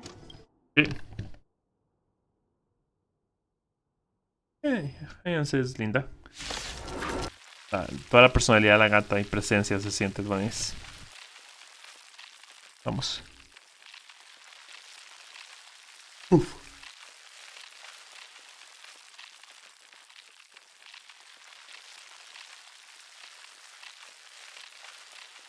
Boom.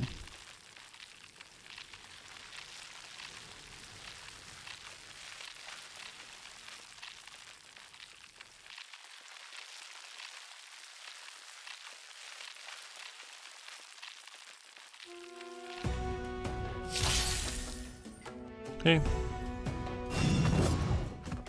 Okay.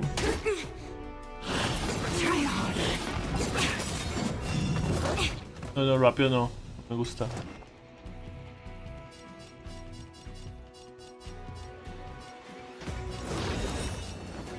The door to a whole new world.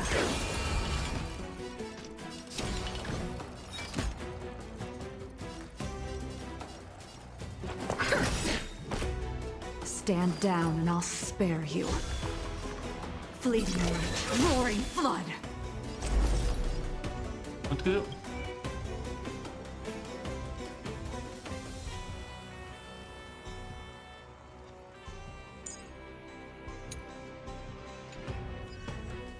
Lo tenía, ¿verdad? Ahí sí tiene con la luz, ok.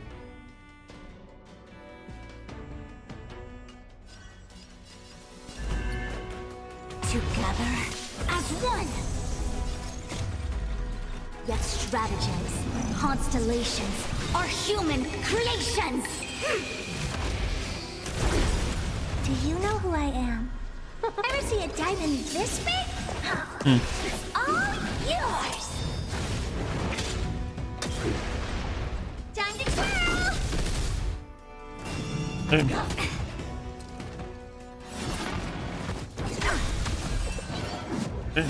Ahorita no. Todavía. Yin and yang, life and death.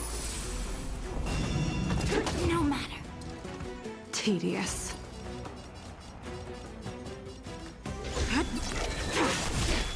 Thing. A blade of moonlight.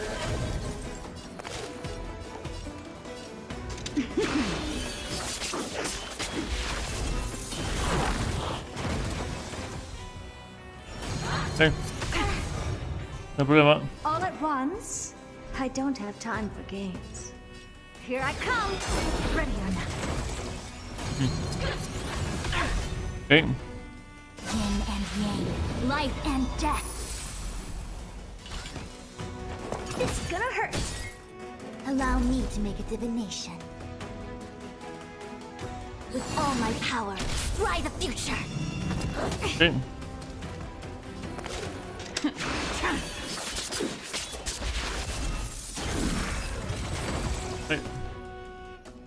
Ven.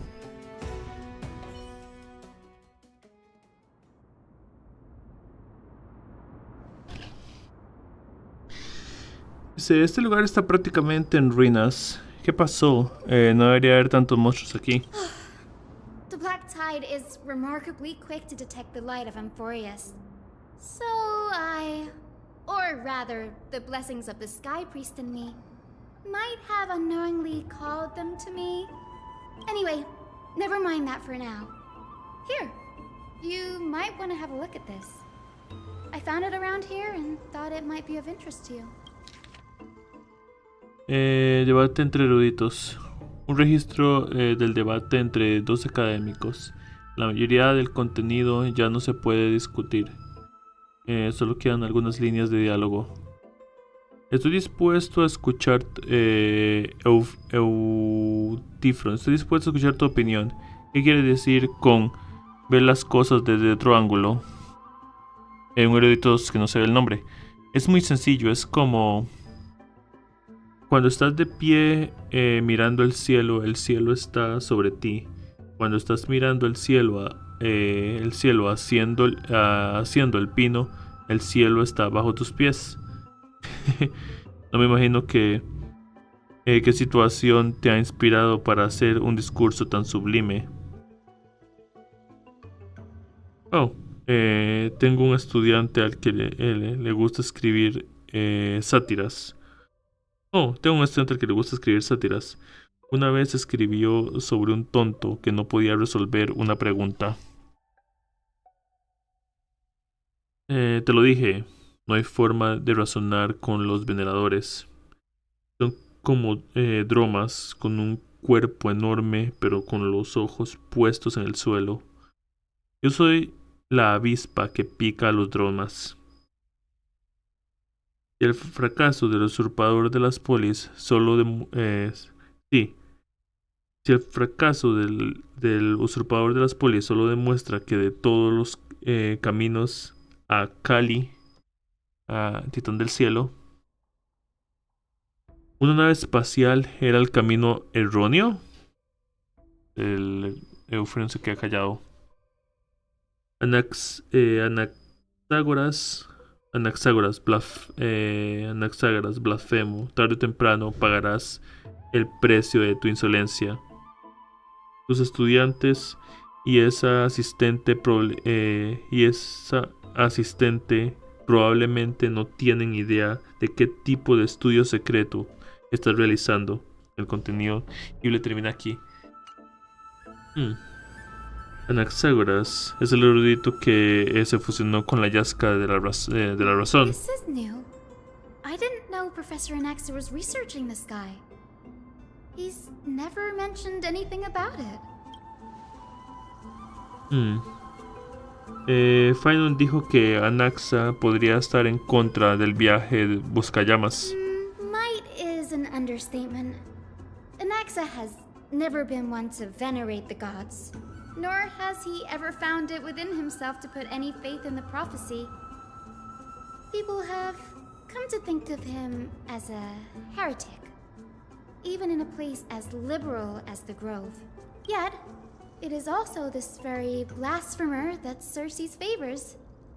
Fate sure works in mysterious ways.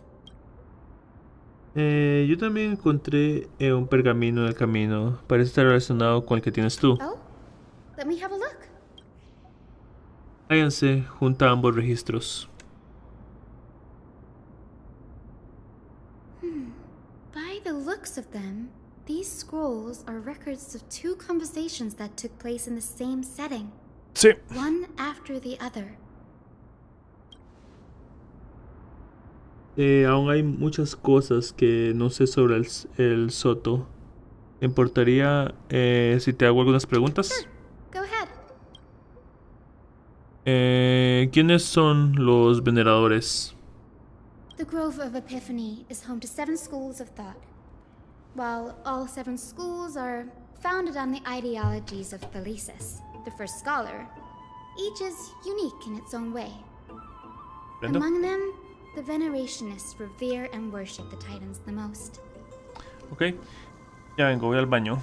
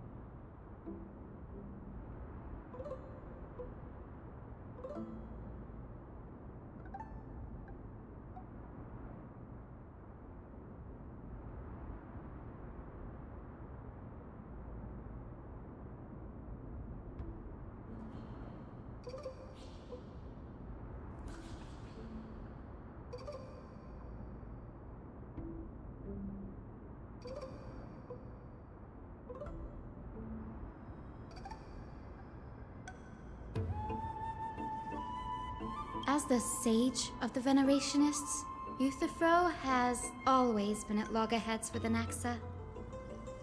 If we were to place the 7 sages on the scales of Talanton, Anaxa and Euthyphro would be placed on opposite sides to achieve balance.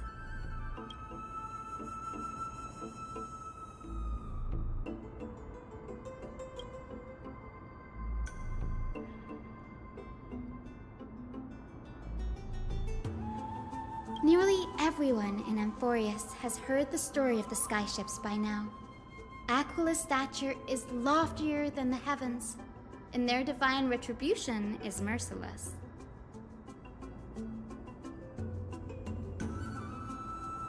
That's why it's no use building giant skyfaring ships. Oh, but I do wonder if a supercharged mini Treaty cannon could slip past their watch.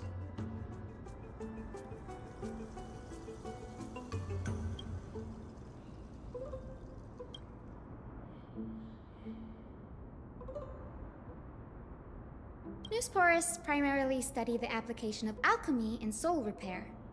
Everyone considers Anaxa a blasphemer, but that has never stopped him from sharing his ideas, no matter how taboo. If you must say that he's hiding something, then it's likely what lies beneath his eye patch. Anaxa often says that every failure brings us one step closer to the truth. Perhaps, to him, the crash of the skyship carries a different interpretation.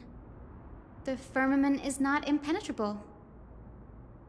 On the contrary, it was precisely because the skyship represented the first step toward breaking free from the shackles of the earth that it provoked the wrath of the Sky Titan and brought divine punishment upon itself. It's a shame that the majority of the Grove's research on Aquila was headed by the Venerationists, with sacrificial rituals making up a predominant part of their findings. Discourse about more esoteric subject matters in relation to Aquila dwindled even further after the skyship incident. So much so that even the scroll is completely new to me.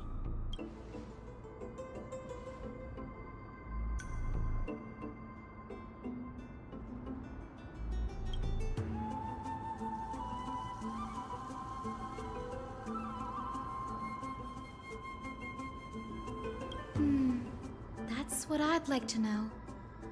What are these experiments he's involved in? Even I, the assistant lecturer, know next to nothing about them. I have a bad feeling about this. Could there be more to what happened at the Grove?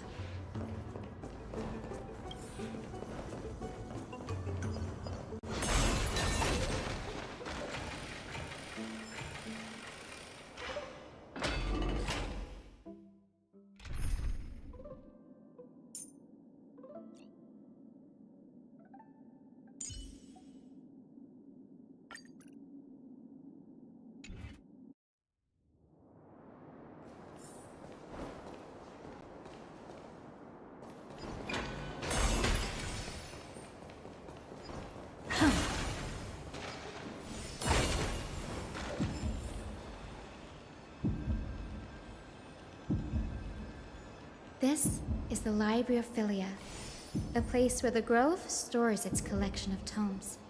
Other than books written by the 7 schools, you can also find philosophical texts, ballads, and religious writings from the Outlands here. Cities that desire to learn from the Grove were apparently expected to contribute knowledge of equal value to what they sought. We've had more than our fair share of hilarious episodes over the years. For instance, it's said that the Erythrocheramists once borrowed a manuscript from a certain author, but ended up returning a copy instead of the original. What's more, the original manuscript was supposedly then hidden here. Nice? No need to hold yourself back, Danny. You can just tell it like it is. Their behavior was no different from bandits.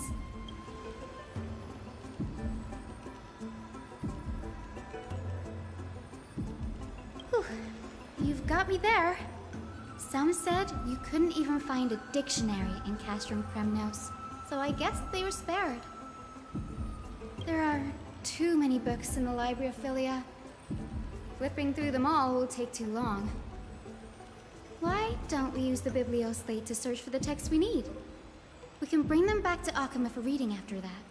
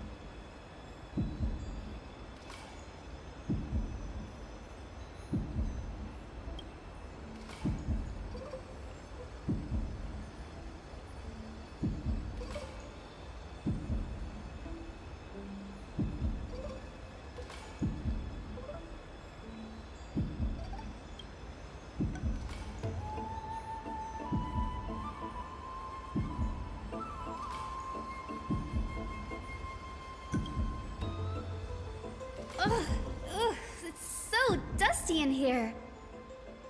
Whoa. Are these all complaints about him? I can already see what they must have written.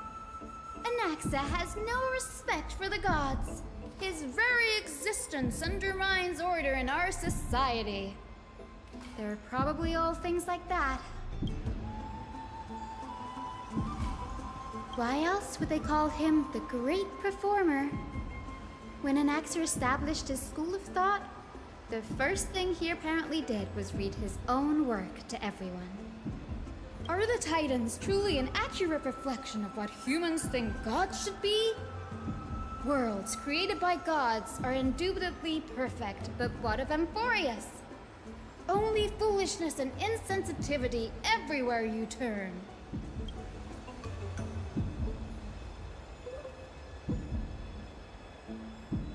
They marched him straight to the seat of judgment before he could finish. Sid. Me retiro. Buenas noches.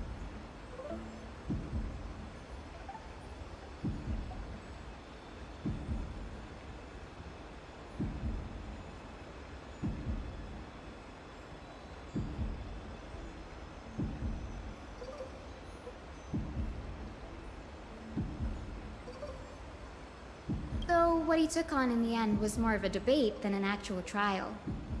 He had to address every one of the scholar's allegations, or face expulsion from the Grove. The first allegation was... Do you agree that since the Titans created the heavens and earth, so the mountains, rivers, and seas must likewise be their creations?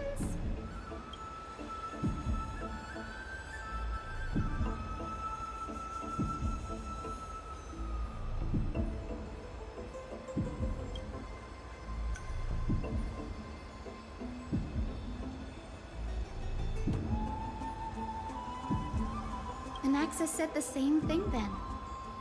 Needless to say, his critics didn't take kindly to his answer, so they followed up with a second allegation.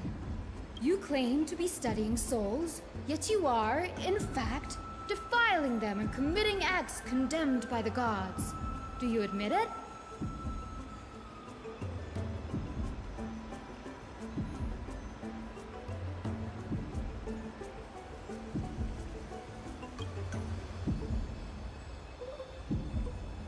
Anaxa always wears an eye patch, never removing it, even when alone. Some say he used one of his eyes as an alchemical ingredient. Every being in the world owes their safekeeping to Kifili, and this is even more so for the Chrysos heirs who have divine blood coursing through them. If he has really done something of that nature, then it'd indeed be sacrilegious. Thankfully, they had no way to prove it, so it amounted to nothing more than an allegation in the end. One by one, Anaxa engaged in wars of words against those who would challenge him. Toward the end, a scholar asked him, "Anaxagoras, have you any respect for the gods?" It was only after a brief silence that he answered, "I have never denied that titans are meant to be noble constructs."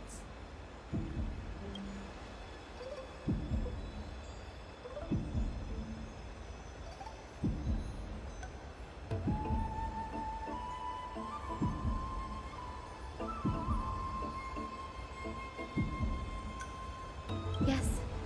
I'm not sure how that controversy was eventually resolved, but what's for certain at least is that Anaxa was allowed to stay in the grove where he continued his research, despite being regarded as a heretic. By the way, this stack of complaint letters has reminded me of a place in the grove. We may find clues there that aren't on the teleslate.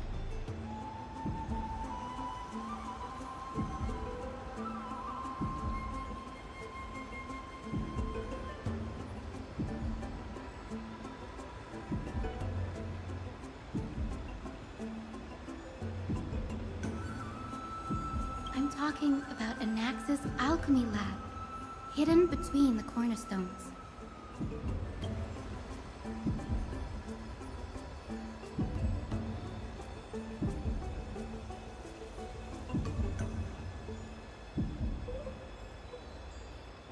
It's a well-kept secret.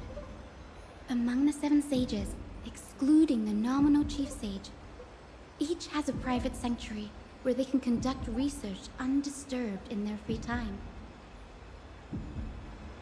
Even the administrators of the Library of Philia are restricted from accessing those places and documenting the sage's research. But with the grove in this state, I'm sure Anaxa won't be mad even if we sneak into the lab for a short while, right?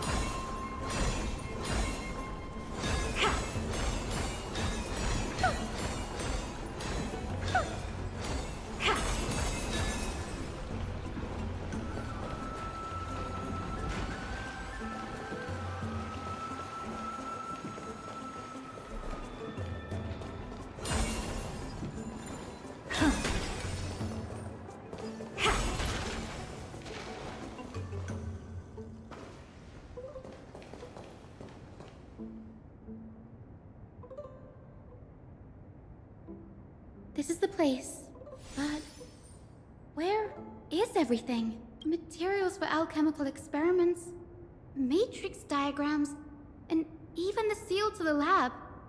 They're all gone.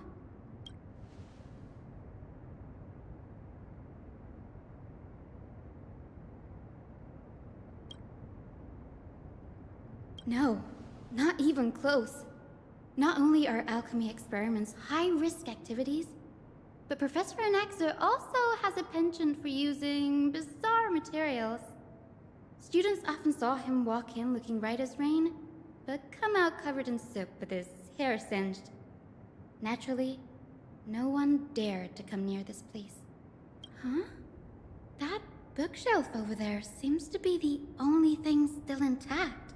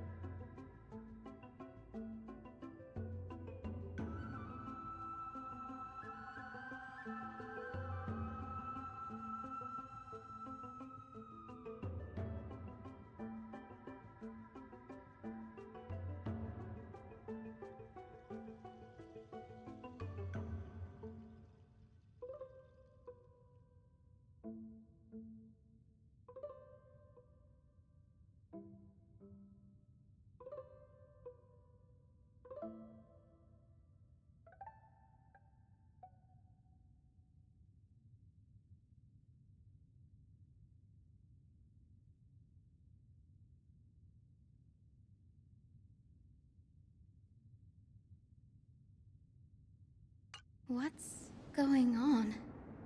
Anaxa is conducting research on our friends in Alchema and... me?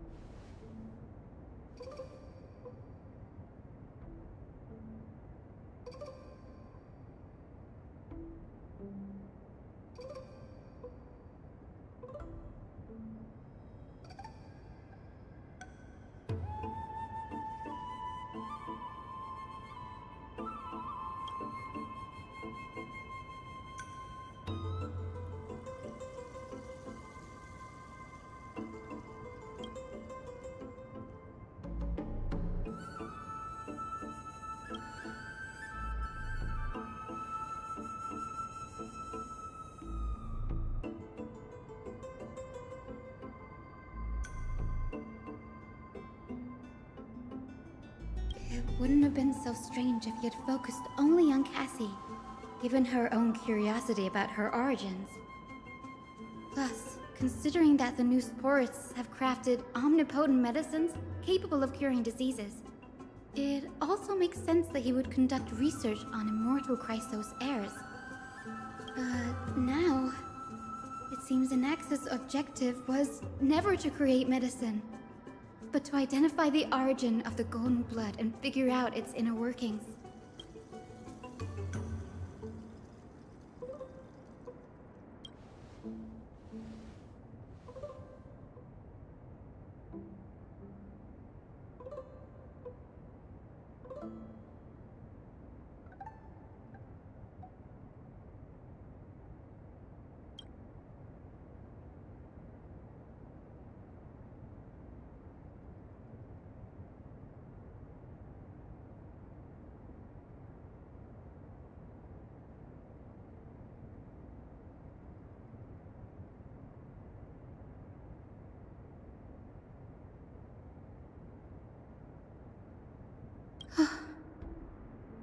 Danny, look at this. I have a bad feeling about this.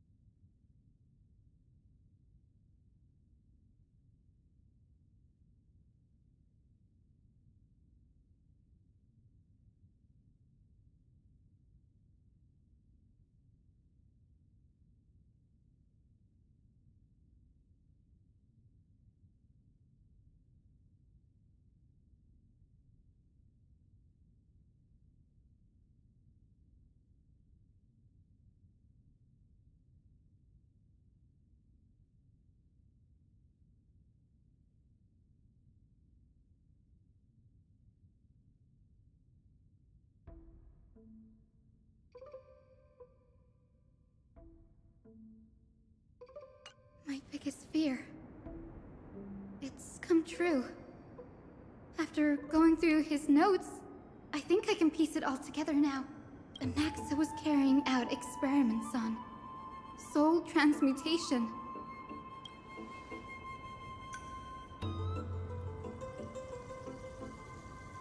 Yes, this is what he was secretly conducting research on. Something he had to keep hidden from others. Compared to his public speeches, this is the real blasphemy. Oh, I just thought of something. Do you remember when the Black Tide was approaching? The Grove had planned to send Cersei's core flame to a safe place. But an accident happened along the way, and Anaxa lost his life in the process.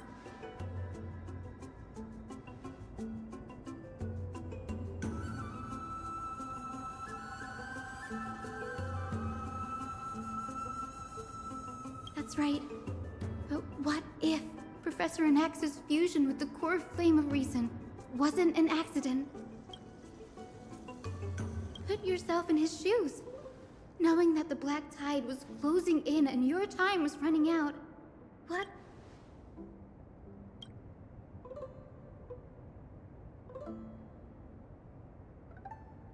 Exactly. When the black tide came, the true reason Anaxa headed to the Luminary Throne was to transmute and fuse himself with the Titan's core flame. No. Judging from how he reacted after the event, the results came as a surprise. Maybe he failed to consider the possibility that Circes would make a similar decision. The manuscripts detailing all the alchemical formulae have been taken away. His research is still ongoing.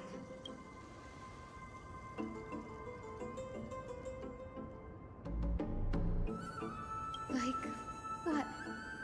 There's only one Titan left in the world now. No. No way.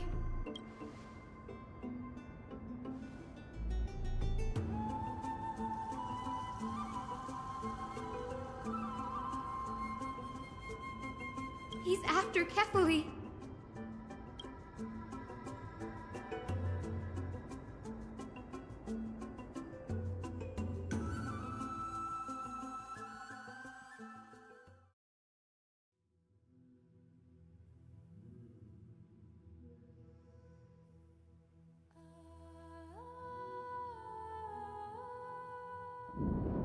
Sir, this sky above us, it's not real, is it? Of course not.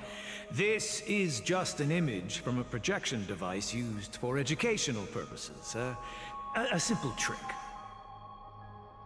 The day-night cycle has been lost to this world. So that students like you may still learn about the night sky, astronomers have harnessed the Titan's miraculous power to manipulate the light, projecting the nights of the past here for you. Much like how the sky above the Holy City is also illuminated by Kefali's dawn device. So, the skies of Akama are fake too.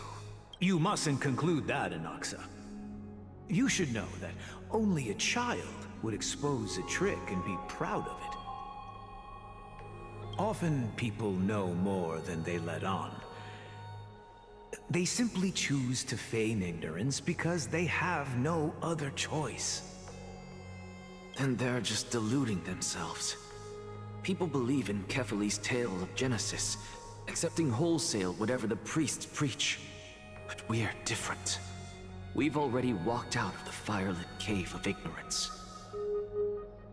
We have already realized that we live in a world where Titans make the rules. Even when we look at the sky, we're only seeing what they allow us to see. Rather than gazing at this mockery of a night sky fabricated by them for the rest of my life, why shouldn't I be the one to take control of the projection device instead? So much time has passed since you sowed the seeds of doubt in my heart, child. Many a night, I find myself penning down all my theories and wild ideas, only to burn them to ashes when I open my eyes in the day. Why? Because we'll face death by burning if word gets out? As a sage of the Venerationists, my soul has already become inextricably linked to the great tree.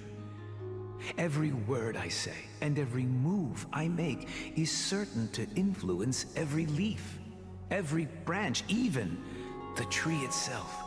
But above all else, my days are numbered. Instinctively, I have my doubts about the golden blood and the human soul, yet I have no means of verifying them. The golden blood in my veins is woefully thin, and I am loath to waste what little time I have left obsessing over a hypothesis that cannot even be proven in the first place. But I can, sir. I can do it for us. The time is right. Give me all that I need, and I shall accomplish this grand feat on your behalf. You're right. I shall do just that. In the next meeting of the sages, I will spare no efforts fighting for the rights you deserve. Go. Establish your own school of thought. Find out what we are. Become the one who conquers the ultimate truths of the world. Child of humanity, you didn't go to such lengths for an audience with Kefali. Just ask him a few questions, did you? So, you figured it out. If I were as foolish as a Dromus, perhaps I'd throw myself down and prostrate before their greatness, begging for the gods' prophetic wisdom. Well, sorry to disappoint, but I'm no Dromus. Alas, I am a human, standing tall on 2 feet, possessing both intellect and pride. Before such power, does it make any difference whether you're a human or a Dromus? I'm sure you're familiar with the story of the Styxians. When the raging waves threatened to swallow them, they didn't just give up and become sitting ducks. No. They constructed a dam that kept the roaring tide at bay, chaining down the mad Fagusa. They call me a blasphemer, Circes. But that doesn't mean I deny the existence of gods. It's just, as I see it, Titans are simply a force that mankind has yet to find a way to tame. Oh? If power that rivals the Titans is what you crave, why not conform to the prophecy and brave the trial? Why stop at harnessing the power of the Titans when I can do so much more? The source of life is what I wish to grasp, to understand what makes up the soul, and to learn what we really are. Thanks to you, I've had the chance to personally verify, in more ways than one, that the soul indeed ceases to exist in death. But where there is death, there is life. And where there is an end, there must also be a beginning. How then is a soul born? That was the only unknown variable left in my calculations. And by the sound of it, you have already formed a conjecture. No, I have already drawn a conclusion. In my journey unto death just now, I finally saw the answer with my own eyes.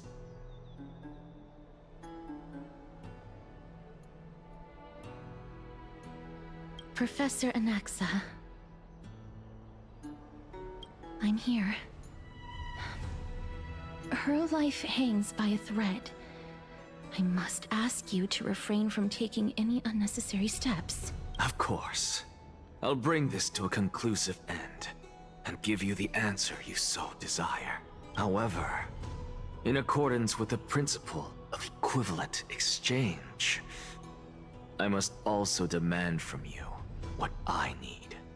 Me di cuenta que mi micrófono no estaba. Qué demencia. Y estuve leyendo y hablando y toda la vara y qué demencia. Qué demencia. As you wish. Don't you care to know what the price might be? It's a matter of uncovering the truth about the Death Titan and her survival. This may be the only time I can ever save someone's life. There is no need for me to think twice. I see. In that case, let the show begin. Indulge me. Am I correct to say that you intend to prove Thanatos' whereabouts and prove the nature of our existence now? Before I begin, I must confess I had been stuck in a cognitive trap all this time.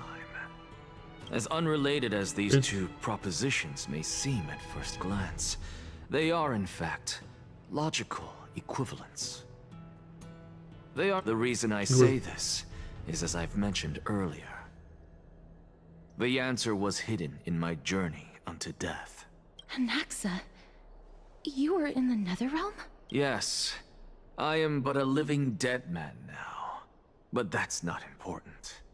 What truly matters is, I overheard a conversation between heroes. That's not all. Remember how I said you were a part of that conversation too, Circes? And I've told you that I have no recollection of such an event. That was likely just an illusion conjured up by the mind of a dying man. Of course you would remember, because that wasn't you. That was Calypso, one of the 7 sages of the Grove. Calypso? Huh? Oh, that's the name I made up on a whim when speaking to this girl.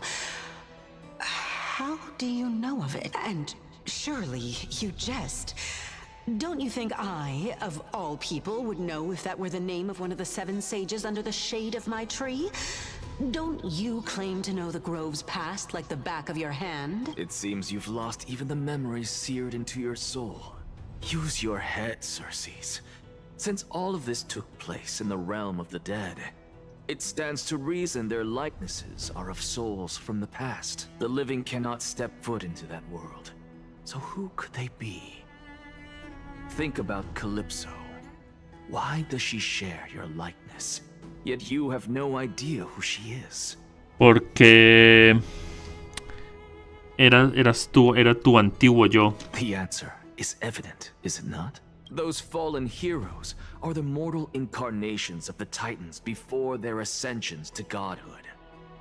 The gods aren't master creators born out of thin air, and they are no different from humans, because they all evolved from one. Does this answer disappoint you? Yes, because you've answered nothing. If I truly was once human, as you claim, then where do the children of humanity come from? Even on the off chance that you speak the truth, this brings us no closer to grasping Thanatos' whereabouts.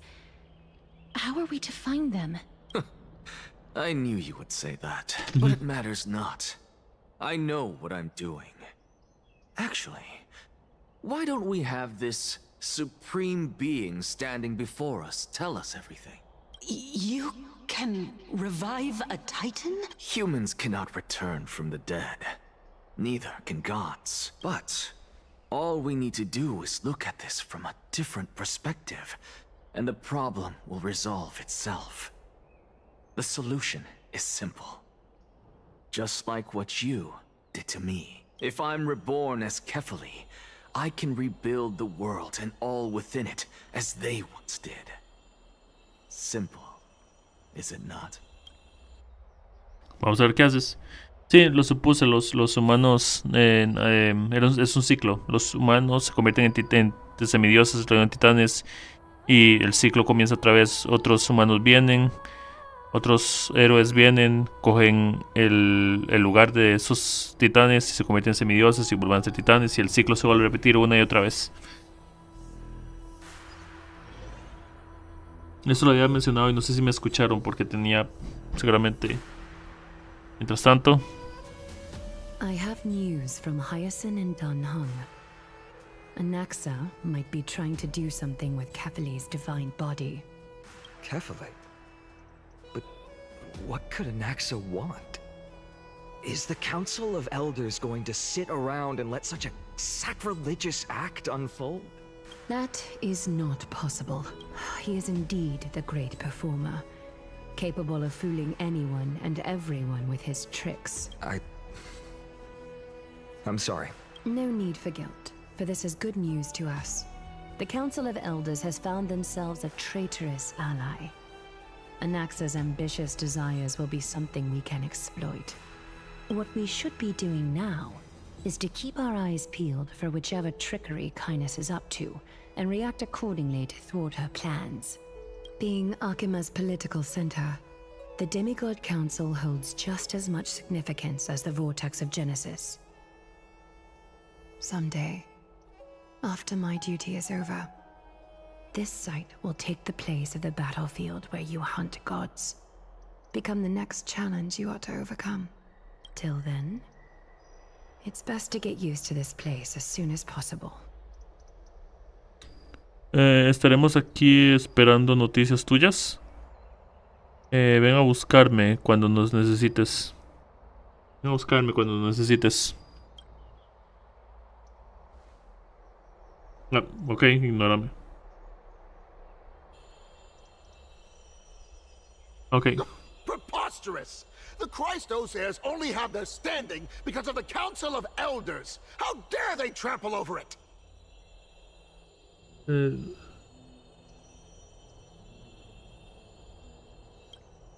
Oh. Wow, esos tipos me están apuñalando con la mirada. It's been a while. Hola, Oleg. Danforios. ¿Pero ustedes quién? ¿Tú me conoces? Hola, Oleg Danforios. What is that supposed to mean? Is this really the sort of person that the young lord praised as a ferocious warrior? No, es que conozco otro Oleg en Belobog. Eso es todo. It has indeed been some time, Lord Krateros. What brings you here in such haste? Shh, keep it down. Be more vigilant. See those duplicitous dogs over there? They do the dirty work for kindness. I've already ordered my people to hold them back, but we should still lay low. Unless you're itching for a bloody fight to get a workout in. My bad. So, did something happen? Did you hear thunderclaps last night? Sería difícil escucharlos durante el día. No tengo el sueño profundo. Qué bueno. Es Acheron. Alguien ha venido a salvarme. Para confundirlos más. Hacker. What? She's been through a lot lately. Please pardon her. Can you tell us more about these thunderclaps? Thunderclaps are beacon signals of strife. They are a message from the young lord. He threw a spear bearing several words at Akama. Watch out. The Flame Reaver is back. Uh-oh. I guessed as much. We didn't actually kill them back at the Kremnos arena. I figured this is something you would want to know. We Kremnoans never back down from a fight. So if you plan to take that thing down in a battle, reach out to me anytime. You have my gratitude. I will let Aglaya know about this right away. Remind her to be on her toes while you're at it. That vicious kindness has been unusually active lately. Those lackeys she keeps under cover have been going in and out of the city a lot more frequently these days. Some even seem to be getting Kremnoans to defect to the council.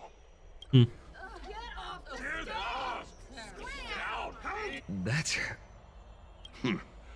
Looks like you can see it for yourself. We should get back. Thank you for the intel, Lord Krateros. Sí. Qué linda Estelle. Sí.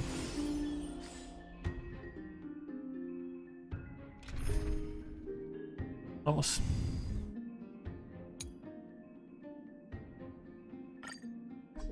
Bien, vamos.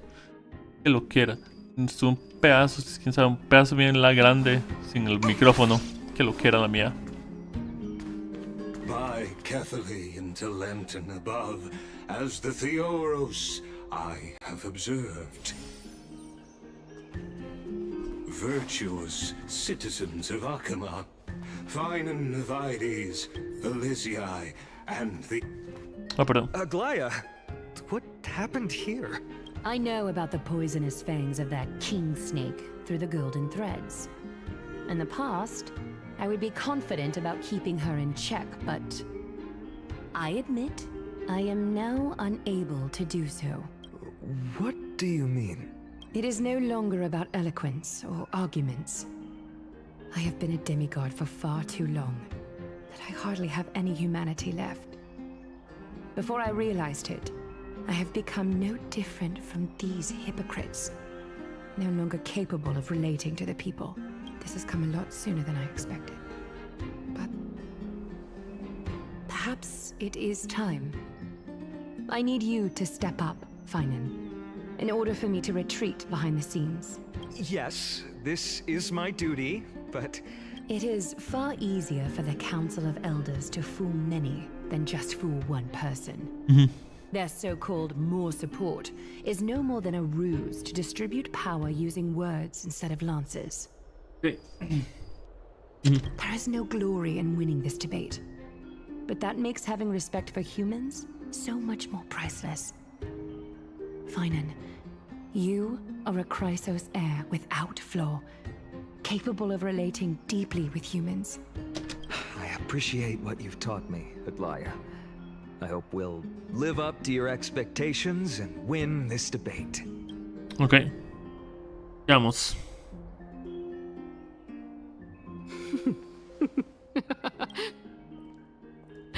Oh, you've done well, Lord Calictus.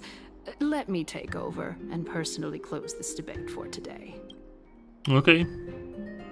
Dearest counselors, let it be known that I sorely miss the blissful times portrayed in lyrical poems.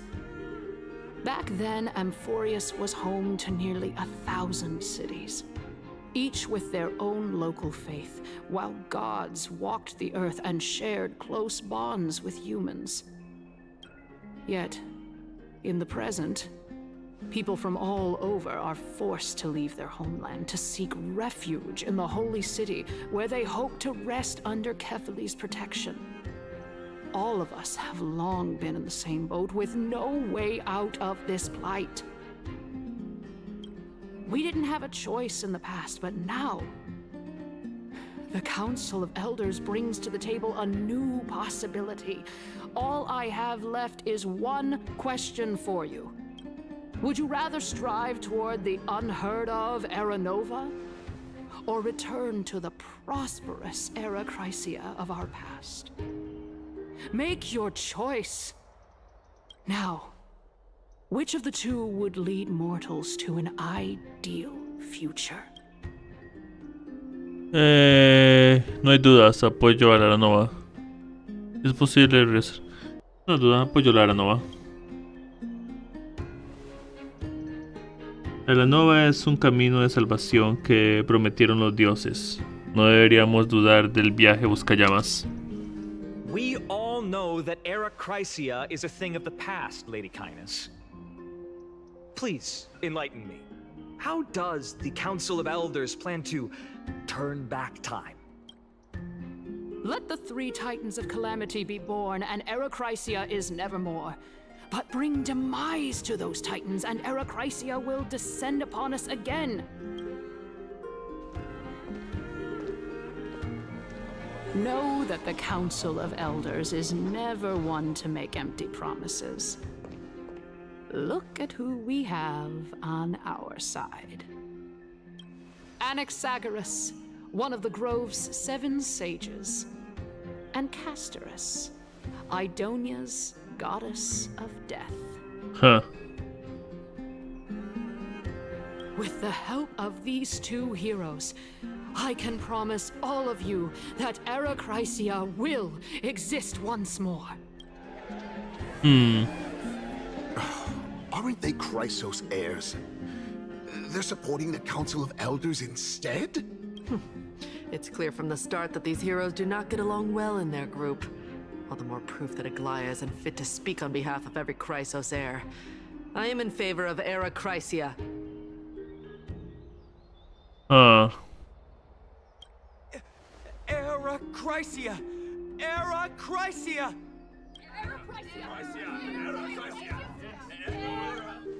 Oops. Oh. Castorus?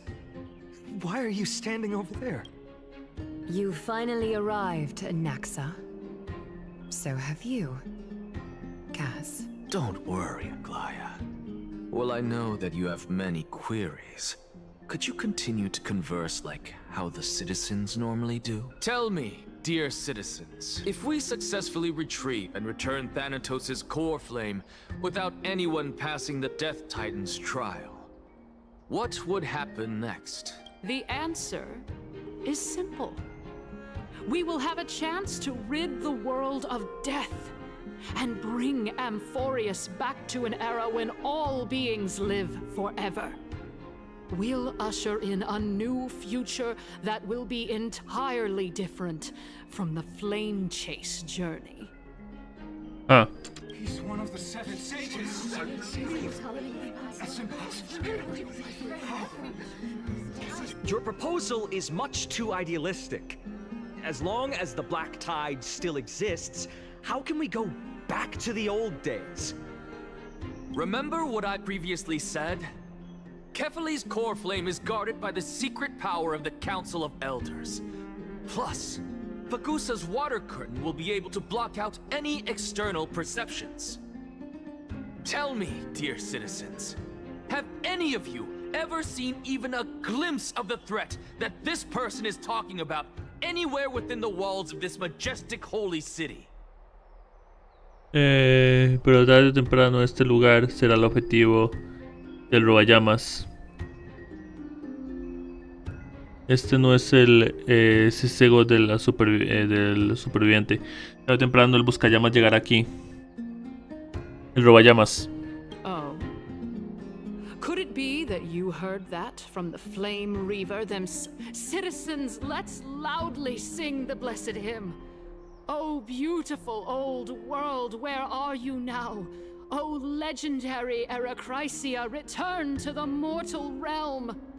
After the destruction of the 3 Titans of Calamity, the Flame Chase journey will have to end. Eracrysia! Yes! Yes, it has to end! It has to end! It has to end! It has to end! This is bad. The masses are now totally riled up. Anaxa, pray tell. Everything that you've mentioned hinges on the premise that we can find Thanatos' existence, right? Thank you, Lady Aglaya, for still caring about this city. However, dear citizens, we are truly fortunate and blessed. For Castorus, Idonia's goddess of death, will surely find Thanatos under my guidance. What? With that, I solemnly promise that the core flame Lady Castorus brings back will be personally managed by the Council of Elders. Thereafter, if we are able to garner the support of all of you at the Citizens' Assembly, we shall spare no effort in ensuring that the Eracrysia will return to our world once again. Ooh.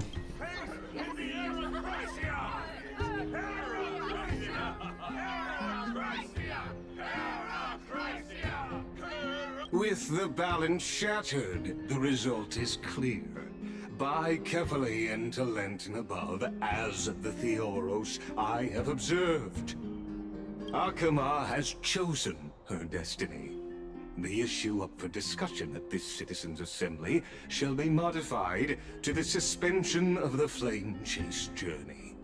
This resolution shall be put up on the Wall of Heroes, such that all citizens are aware of the city's way forward.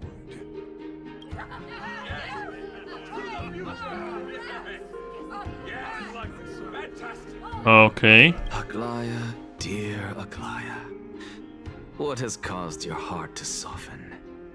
You also don't seem to be as quick-witted as before. Wag your tongue as much as you like.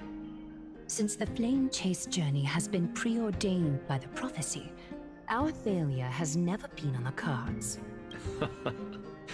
Well then, I guess we'll find out if that's true at the Citizens' Assembly.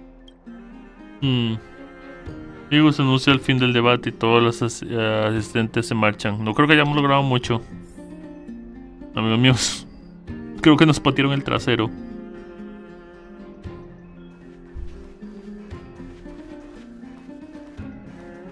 Sí, creo que nos patearon el trasero.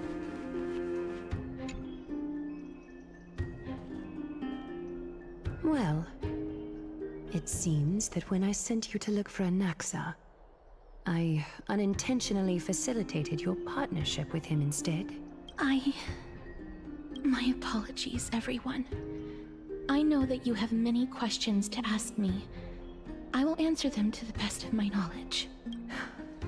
In that case, please tell us as much as you can.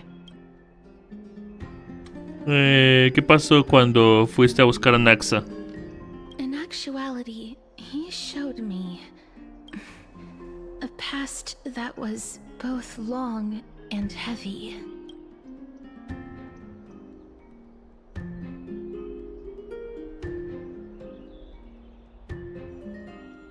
The reason I say this is as I've mentioned earlier.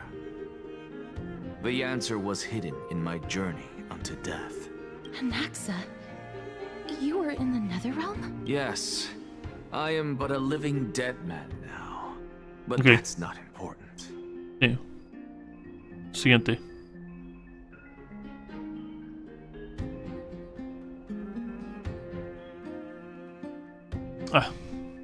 Cambiando la perspectiva de Castoris. El destino final de Pulixia y Castoris revelará el paradero de Thanatos.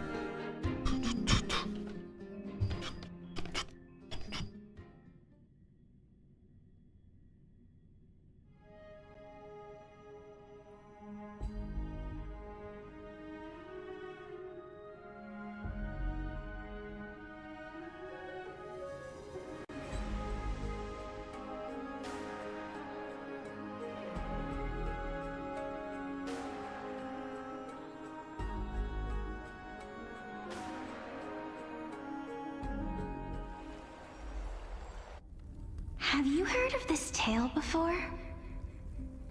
Pulixia. A tale about the ocean god's treasured pearl, our hometown. It was a seaside town which enjoyed the ocean breeze and glorious, peaceful times, thanks to the wisdom of its ruling queen.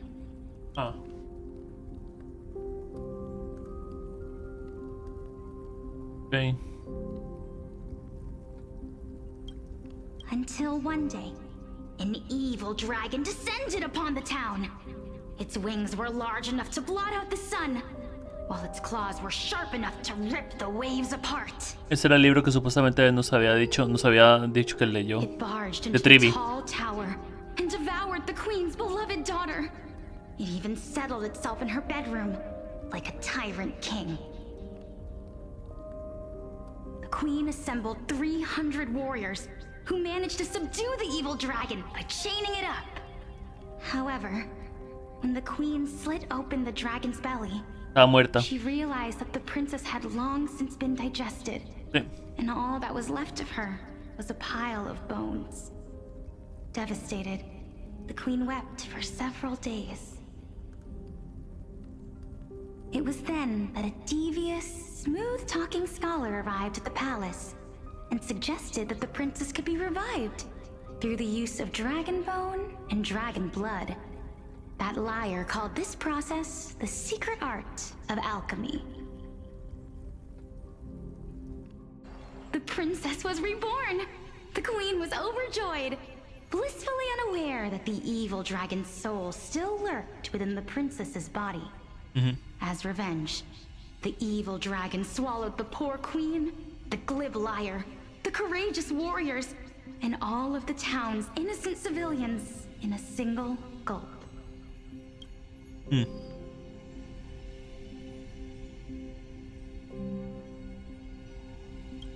Worse still, the souls of the deceased were refused entry to the Netherrealm because they were filled with regret. Forced to roam the mortal realm, these resentful souls ultimately converged into a river of souls that would not retreat for a long time. The terrifying death had consumed all. Thereafter, our hometown fell into ruin as well. Until... Esa actriz de voz también la conozco, creo. Until?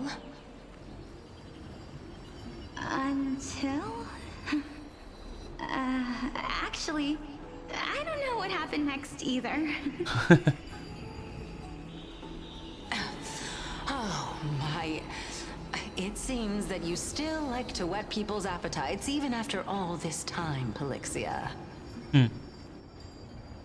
So, according to your story, this is how I used to look? Sí. It's practically a mirror image. Sí. And yet, what exactly is this? A miracle that I created with alchemy. As for what it is and how I was able to accomplish it, I'll keep the answers to myself for now. Oh, my goodness. Is this cliffhanger really necessary?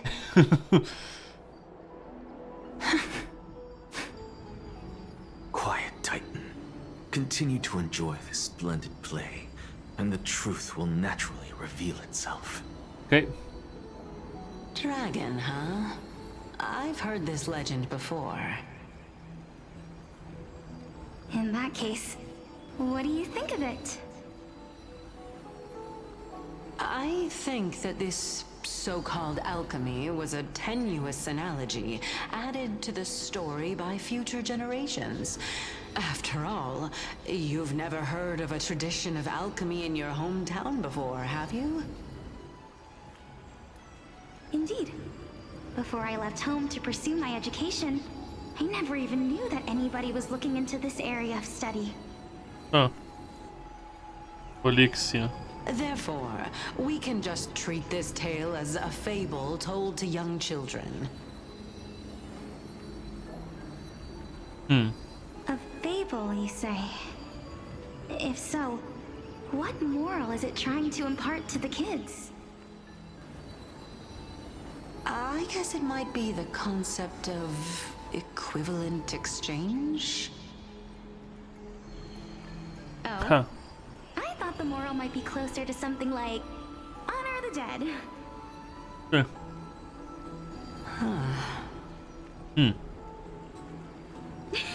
What? At a loss for words? No, I merely realized that we're both thinking of the same principle. If life is priceless, then there is hardly anything else in this world that is of equal weight to it, right? Indeed. As expected of the wisest scholar in the land.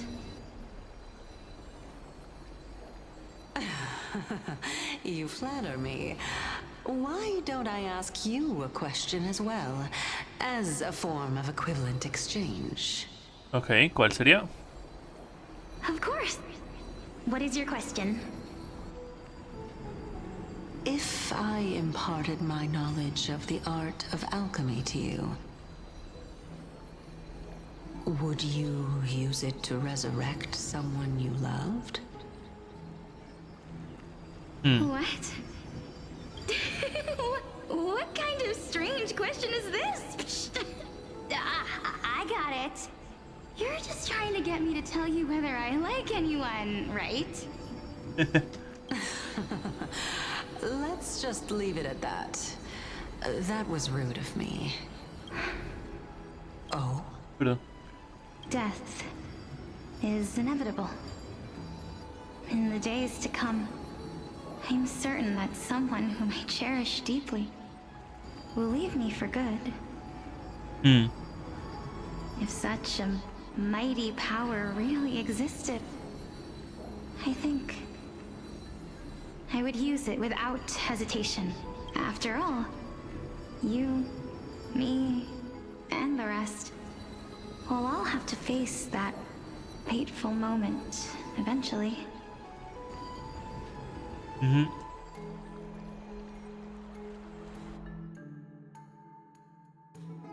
Taxia. La joven que embarcó en el Expreso Astral decidió viajar con el Expreso Astral para eliminar a Alexia. My time is finally here. However, perhaps because of my firm belief in the immeasurable value of life,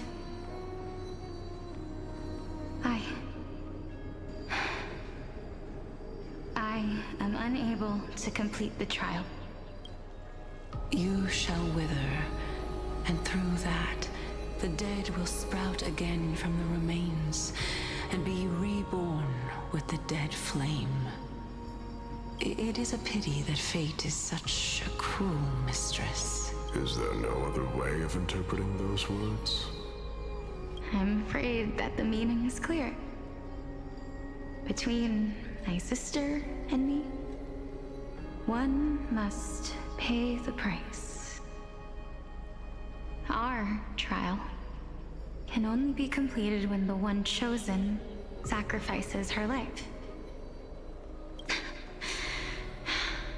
I'm afraid that the prophecy might even have selected a pair of twins for this exact purpose. Fortune makes fools of us all. My sister is prepared to sacrifice herself. And yet, I can't do the same. How absurd. My time is almost up, but I'm still afraid to welcome death. What should we do? If I'm ultimately not able to make up my mind... Since Chaos is willing to guide all of us and leave this trial to the end, there is still plenty of time for you to ponder. That's right. Don't allow the fog of an uncertain future to cloud your mind. Trial, prophecy, the topics that they're discussing seem familiar. No, no son familiares, son los mismos. Son exactamente los mismos. But these three people must not have left their names in the epics. Otherwise, I would have some recollection of this. Amphorius's history before the Titans were born was complete chaos. Is that not strange by itself? I have long held 3 hypotheses about this. However, let's continue watching for now. Calypso, Polixia, and this warrior. I seem to have met him somewhere before. Sí, es Nicador. Regarding this matter, Nias, are you confident that you'll complete your trial? Of course. Though, I am worried about what will happen once I've emerged victorious.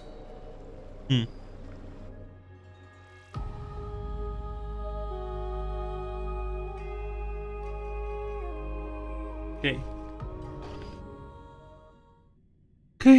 Trivi, Trien y Triton, herederas de Cresos de Llanopolis, semidiosas de la senda. Antes eran una hermosa doncella sagrada, pero volvieron a su forma de niña. Tal fue el precio que pagaron por la Yazca. Diane se sacrificó en el ataque de Probayamas y su alma se disipó por completo. Looks like you have made up your mind. Yes, this is the safest course of action. Completely separating courage, honor, tenacity, sacrifice, and reason. You really know how to make things difficult. Please, young lady, witness my fall and demise.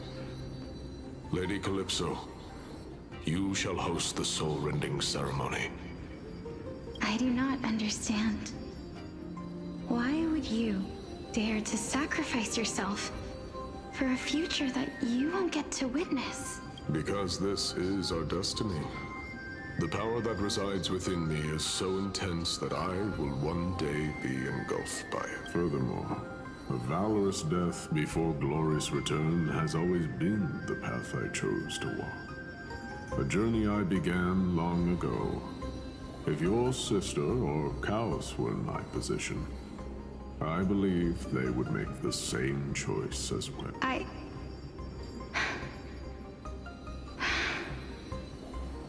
I'm not that brave.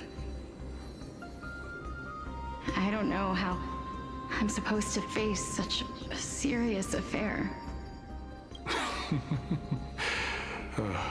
Despite being Death's chosen one, it seems you still don't know how to face it.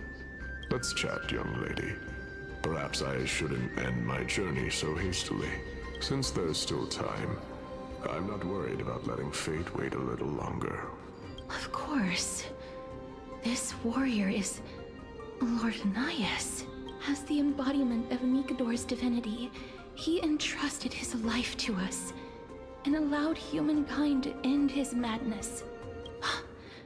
That means that what I'm currently seeing before my eyes is, in fact... Looks like one hypothesis of mine has already been proven true.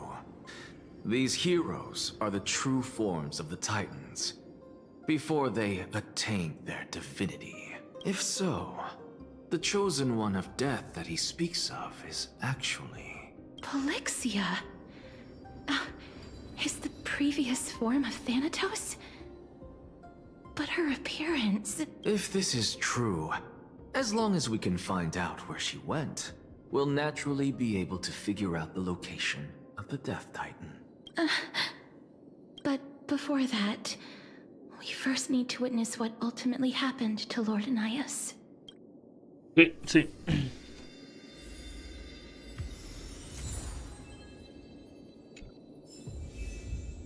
Esto dice. Bueno. Lo haremos con esto. Más mañana, supongo, amigos míos. Nos vemos. Descansen.